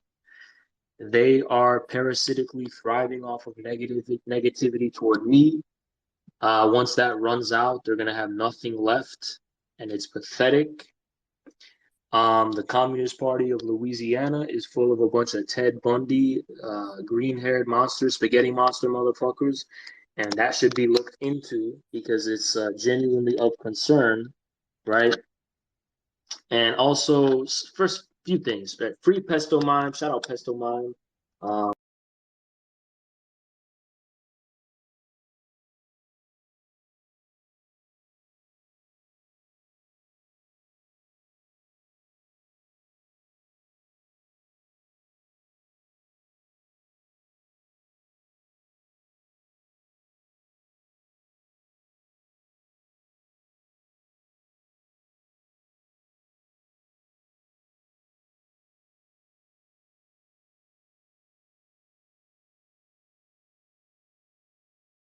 Me call me a Kremlin propagandist, bitch. I'm a fucking American U.S. citizen. Don't fucking call me a Kremlin propagandist. I may see you in court, bitch.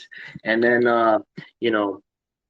gotta say, shout out to CPI. They have nothing to do with the CPUSA stuff, but they got wrangled into it, and I apologize. It's all because of me.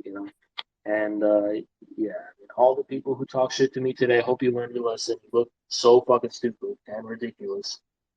And let's end this on a positive note. So I got one more thing to say to everybody, one more piece of advice about how you really organize in the real world instead of using, because we don't actually have to use the internet, guys. It's not the information age. The internet don't matter anymore. It's just, so I'm going to give you the secret to how to organize in real life and be a real revolutionary. So the first step, what you got to do is basically